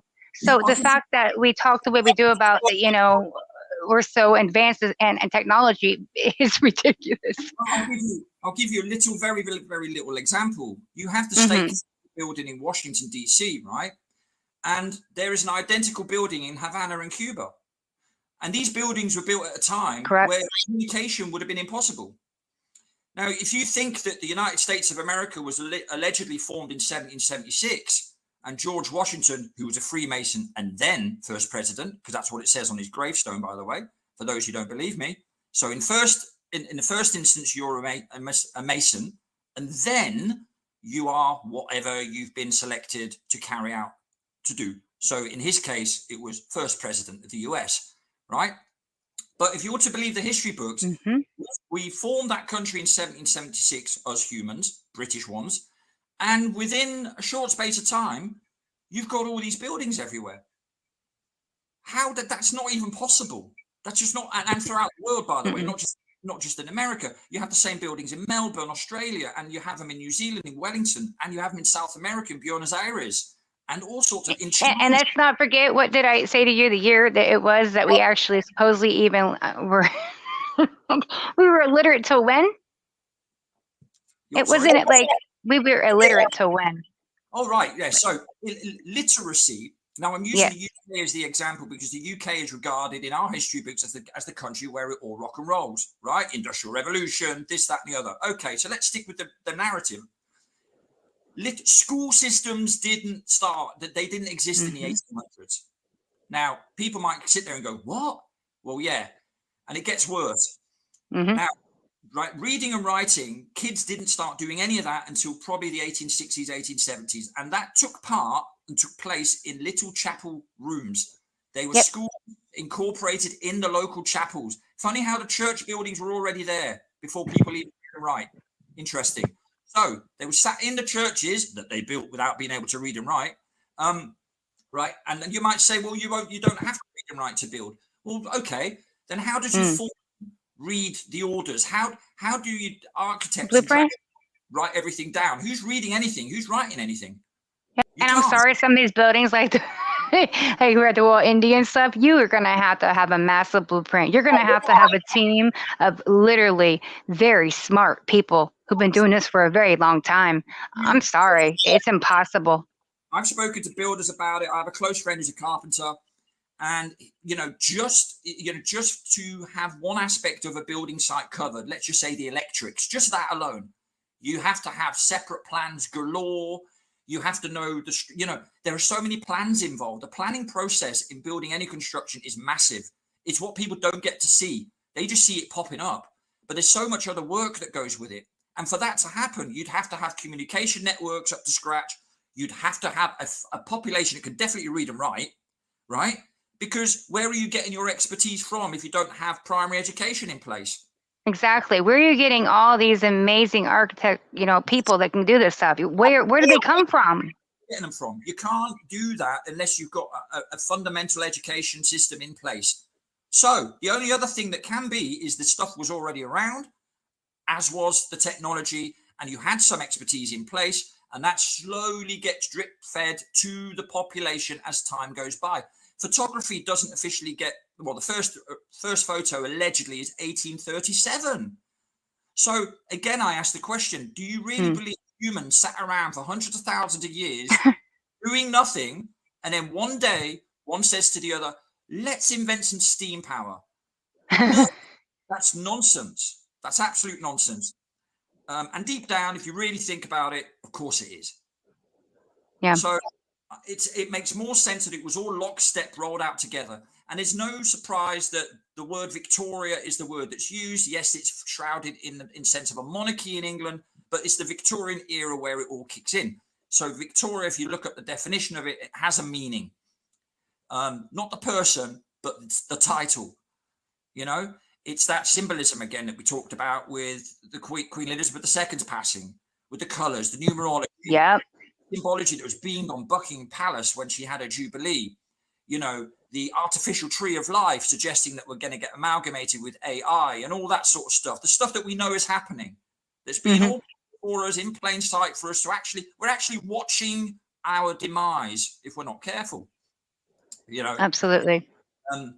In fact, we're helping it along, aren't we? But so yeah. So that's on that topic. Yeah. Oh, well, good to see Buzzacino. I wasn't seeing him. He actually joined as well. Buzzacino, honey, it's been a while. It's absolutely beautiful to see you. I hope you're doing wonderful. It's been a struggle, hon. So we've kind of just been getting our stories and our lives together and fixing our journey a little bit and then coming back. And that's where I'm at. I want to do something, Sven, and I know I've already talked to you about this. I do want to do something It feels like there's a purpose. A lot of us have it, this passion, this, I gotta, it helps my soul. And I do also do this for myself, just like you said, we do. This is something I need.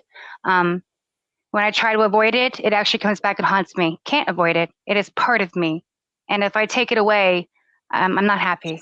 So I want to be able to have a place and a platform to discuss these things. I know earlier we were even talking about how the community has got me down. The whole movement, the whole flat earth shit has got me upset.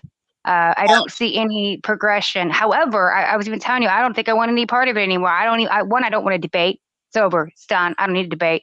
Two, I don't want to sit here and have this regular, I guess, flat earth shit that's been going on through everybody else's channels. I want a place where we can have these conversations like this, and anyone from any place of a community can come and have some of their input, right? Whether we have the same beliefs or not, there is a respect. And I want that place again. But if we can't have that place of respect and a good place of conversation and a podcast that honestly all we're trying to really create that is professional for his child to be able to come and watch, right? Our children to sit down and listen if we're on a live stream. So you're home right now. You ain't got to worry about throwing out some F-bombs constantly or drinking and smoking, that your child who's sitting here can listen to our conversation too. That's where we want to go. We're not fully there yet. I know that. But that is what we want to create, because there's only, for me, in my heart, a place for that now, or I don't even want part of it. Because I could do enough out here in the world, I feel like, on a daily basis, talking to the people that we do in everyday life. But for me, there's still something missing, something that I feel like that we could get. And for me, it's don't miss out on an opportunity that's right there. And the platform, YouTube, and all these other ones, Rumble, are still there, right? Don't let it go. Use it while you can, because you may not ever have it later. Just like the flying right now. We can fly. Why waste the opportunity? Timing is key. We've always said that. So don't let time slip you by. Not just that. Don't wait for other people's permission either. And that's one thing I've learned for years is like, I tend to, out of courtesy, run things past people. Now, I'm not going to divulge too much now, but you know what I'm talking about, right? And it's like, yeah. Why? No, I don't need to do that anymore, really. You know, how can I say it? There is no actually set protocol here. You know what I mean? If we feel we have a message that needs to go out and we mean well by it, and we know really how to do it as well, because we've done it before in the past, then we need to follow our passion and do that. Like a friend said to me once, follow your passion. Well, this is now my passion, because it's not bullshit. You know, go home after work, having a few beers with your friends in the pub talking crap. That's bullshit. Mm-hmm. That's bullshit. This isn't bullshit. I regard this as something that's absolutely wholesome and full value for money, I nearly said. Right? Yeah. Oops, I forgot the banner. My bad. I mean, it's like, it's something that actually, it does give me an inner sort of sense of reward, because I know I'm talking about a topic that actually is worthwhile talking about. I don't just mean in general. You know, talking about it, discussing, looking for ways in which to get through it better, to be able to connect people, all that sort of stuff. That's good stuff. That's how I feel most comfortable occupying myself with that sort of thing. I feel productive doing that sort of thing. And I know it benefits, because it benefits me, so it will benefit others too. I'm not the only one, you know. Absolutely not.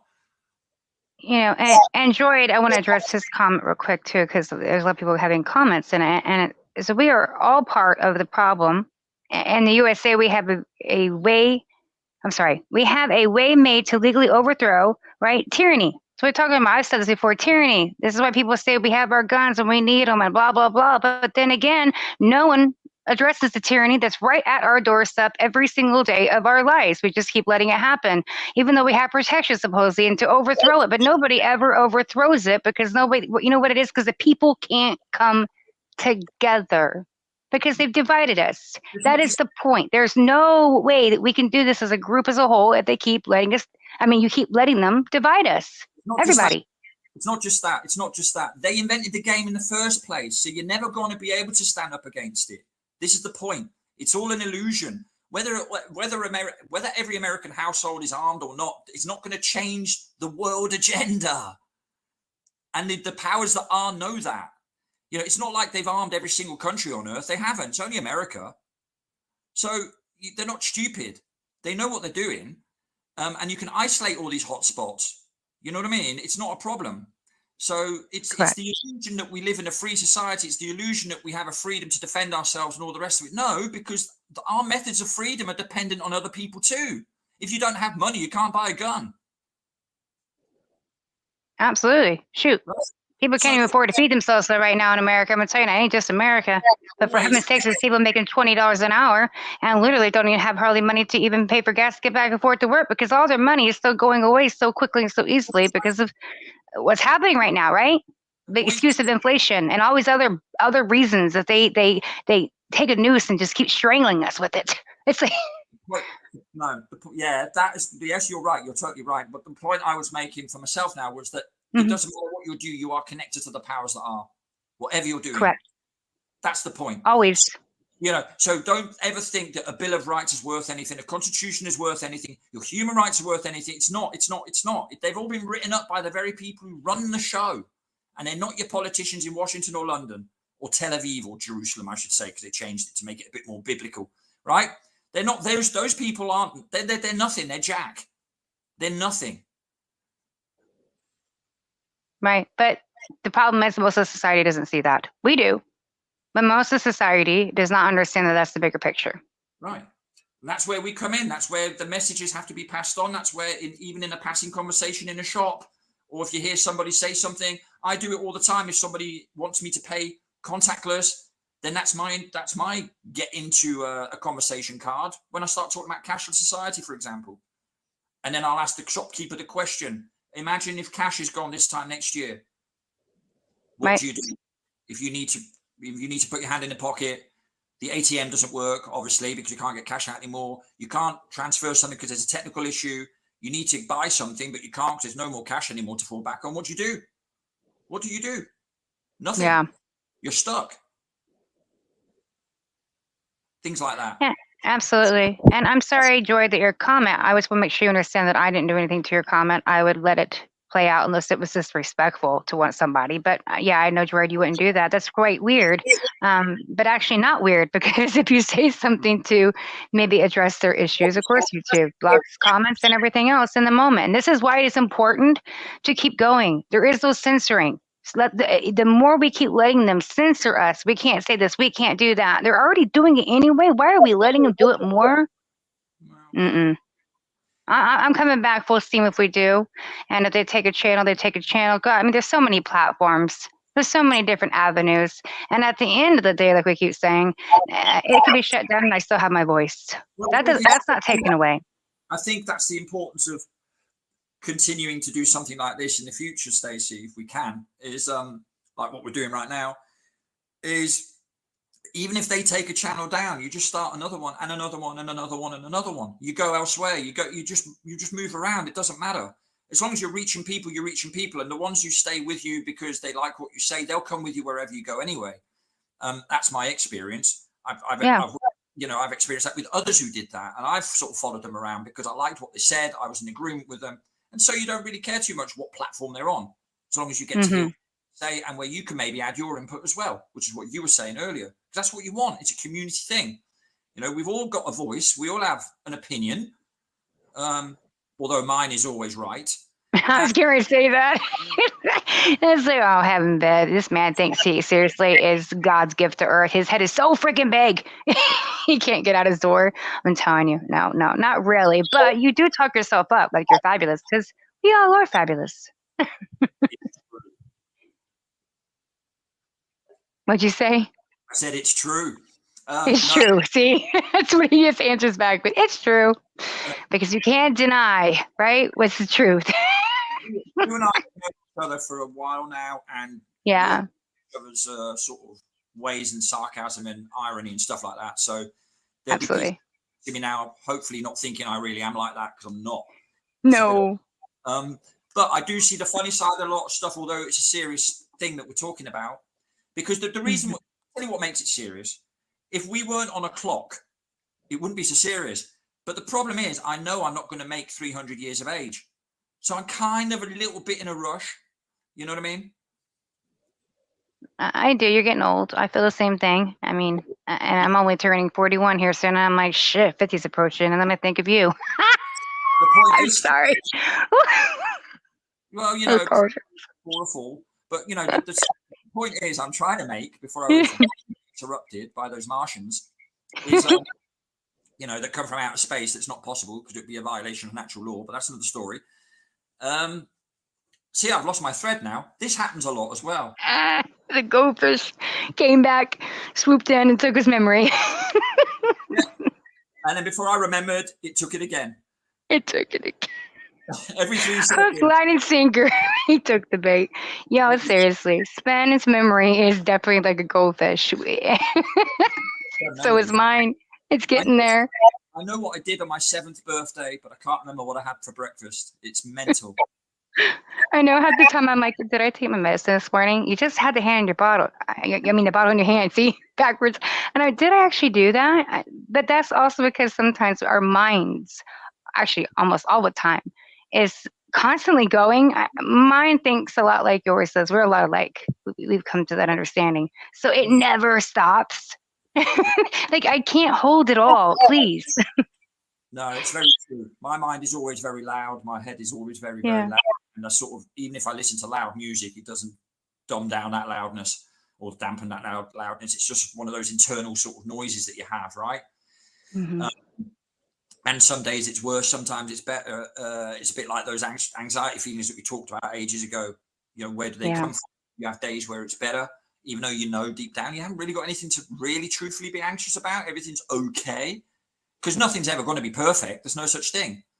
You know, there's always going to be something. That's the way life is, right? Yeah, profound, huh? Profoundness was Sven. This profundity. Wasn't that your word? God, I can already hear it. See, this is definitely a rewind. I feel like it's like 3 years ago right now. It's funny, isn't it? The profundity. Like, he's just come up with the craziest shit. Oh my God. He'll say something that means nothing and he's actually lost his whole train of thought and he'll go, wasn't that profound? Like, no. Honestly, we actually did this and we used to do this before where I get a feeling it's a moment where you just want to talk. Or you just, I don't know, it comes from somewhere else and it's pulling you. And I felt that this morning, a drive, and I think you were with me and did too. And I'm glad this opportunity has happened. We need to do it more, and eventually we will. Everybody who's listening, I can't wait for that because I think we need to get back to that. I don't know what's coming. None of us really do. We can kind of assume or, prepare, but in reality, we need each other. I know that. The only way we can have the understanding and get through this correctly is to have the other piece of the puzzle. And my puzzle's empty without all y'all's pieces, So I'm very happy to have all different types of people come over here and give their piece of the puzzle. And maybe it can all come together and create a bigger picture. We may not have it all, but we can kind of see it more. And so that's where I'm at. And I want to get back to that. We've all had a lot going on in our lives. I know these last 3.5, almost 4 years, where did time go, has kind of just threw us through some big hoops, guys. And we've actually come out strong though. Look where we're at now. And we made it through it. We're okay, right? And what can we do to progress this movement forward? Not rewind, but fast forward almost. And push that faster. Not to their agenda, but to ours. So I want to keep hope, and I want to try to focus on trying to move that momentum again, like we had before, back to that. And the only way to do it is to let go back of the last 3 years and push. And not forgetting one important thing in all of that, and you're totally right, by the way, I totally agree with you on everything you've said. And just to add to that, don't forget the here and now. Don't forget to live. Don't forget to do what you love doing. Don't forget to think the things that you love thinking about. Don't forget to dream if you love dreaming about. That's so important. That's the thing that they're trying to take from you. I'm going to say they, I don't care. You know what I mean, right? It doesn't matter. But that's what's being drawn from everybody is the that bit of us that keeps us in that childish mode every now and then, that keeps us dreaming, that keeps us thinking good things, not bad things. It keeps us seeing the best in people and not the worst in people, and all that sort of stuff, right? That's so important. We have to remember that, right? Life goes on in every moment. It's, you know, in every moment, in every passing, in every single second, you know, it's all, you know what I mean? We shouldn't, we can't forget that. Otherwise, there's no point. Absolutely. And I feel like we've kind of, sometimes we guess, and are we questioning, I mean, what is the point? I'm so glad I have people like y'all to bring me back to sanity, because sometimes I just throw my hands up in there and go, oh, forget it. I don't, why am I wasting my time with this? And then there's people like you guys that draw me back in and go, oh, that's why. There we go. I understand now. That's the point. So, yeah. In our story right now, the point is you have something to say to pass on. And secondly, you also have a life to live yourself. You know, I used to always laugh about this when we were doing demos and stuff, and we would talk there and chat to people. And some of them would be your classic scarf knitters or whatever. And they'd be there going on about, yeah, it's for the children, it's for the children. And I'm like, shut up. What do you want? What are you on about for the children? It's for me as well. I don't fancy dying tomorrow either. Thank you very much. Yes, it's for the children. Right. But it's also us. It's a way we still have energy, a soul, a spirit that needs to be utilized. We can be an asset. We you know, to ourselves and to our friends and to our loved ones and all the rest of it, and do the things we really want to do and love doing. There's been, you know, that we've been kept from, because that would do, you know, you have to work, you know, you have to be a member of society that contributes and all that nonsense, right? No, I do contribute, not in that way, in a far more positive way. You know, but yes, I agree with everything you said, by the way, Stacey. Yes, I could go off on a tangent there and waffle on. And we really could. And I'm telling you guys, we can do these shows because it just feels like we're talking with friends for absolutely hours on end. And that's something that we don't really want to do necessarily, because people don't want to, you know, listen to a podcast that's usually 3 or 4 or 5 hours. They want something very confined and short, you know, and figured out with a structure. And that's what we do want. This today was just on a whim, right, in a moment, and wanted to talk about some things that was on our mind and in our heart. But there's definitely more that we see that we're going to be addressing and moving forward.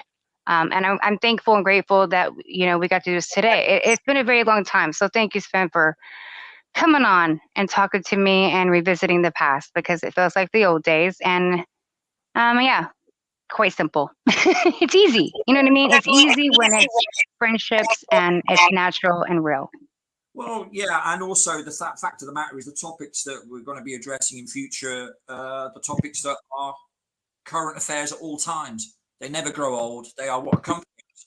To the end of our days, these topics will be current. They will be valid. What we need to be dealing with, right? So we have to keep them alive. We have to talk about it. We have to brainstorm it. You need other people for ideas. And it's a cathartic process as well. So yeah, it's a win-win. So I look forward to many more. Me too, Swear. Absolutely. Me too. So thank you again. I don't necessarily want to end this stream, guys. But I have an iron treatment that I have to go get ready for and handle. Like you said, life still has to go on. And I'm just so grateful to have y'all as a friend and someone in my life that I can turn to. So we'll be back to seeing you guys very, very shortly here soon. And yeah, Sven will be rocking it next to me. Right, Sven? Are we going to do this little Batman and Robin kind of thing again? Yeah, we're going to do this sort of thing moving forward. I think it's a good idea. But by the way, good luck with your thing later on today. Thank you. Yeah. Are you putting and everybody watch out. Yeah. Go ahead. What'd you say, honey? I said, are you putting some music on as an outro? I was going to go into that. Listen, it's a little rusty, y'all. We're trying to figure out the little kinks. I'm kidding. No, I think we're all trying to feel like we're walking through minefields. Just remember to protect the most important thing of all, because the only place you truly are free is in your mind. But that's the hardest struggle, is there, fighting yourself, the inner battle. But that's where it starts, and that's where it, I think, ends. But it also takes people sometimes to bring you together and to help you get through those minefields. So I want to thank you all again. Sven, you have anything last words before we go? No, just just a big thank you to you. Thank you for everybody who listened in now, and thank you to those who will listen in at a later time. And I look forward to many more, because we need to keep on top of this in terms of discussing it and stuff like that, and maybe, you know, coming up with some initiatives and all the stuff that we spoke about. But absolutely, thrash that out more as time goes by. But no, thank you, and hope everybody has a good rest of their week. Amen. Until then, we will see each other on the next one. What do you say? See you all soon. Some of you is much sooner. That's right. All right, guys. Thank you for joining us, and I will see you on the next little podcast or flip side, whatever you want to call it. And I will go ahead and end you guys with a stream. Goodbye, Sven. Thank you, and I will talk to you here shortly. And again, guys, just keep your loved ones close and keep reconnecting with the ones that mean the most to you. It's very important to connect. And for me, give somebody a hug today that you love. Don't forget that's important, how much that can give somebody for their life, just a hug. And from me to you, here's a big hug. And thank you. And I will see you guys soon.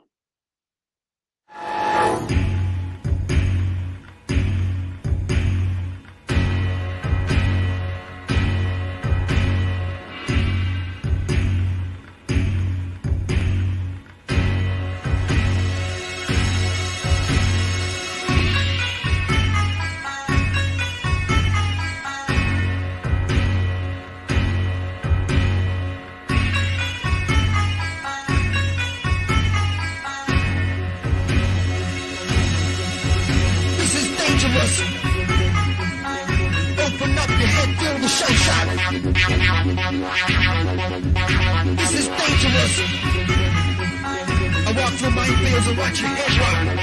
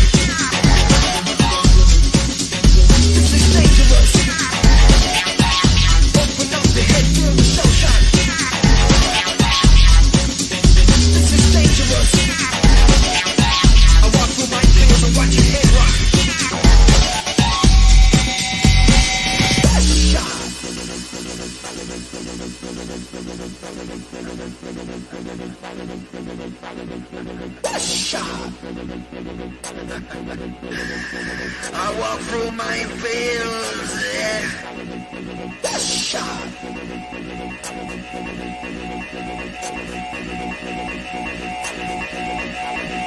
That's shot.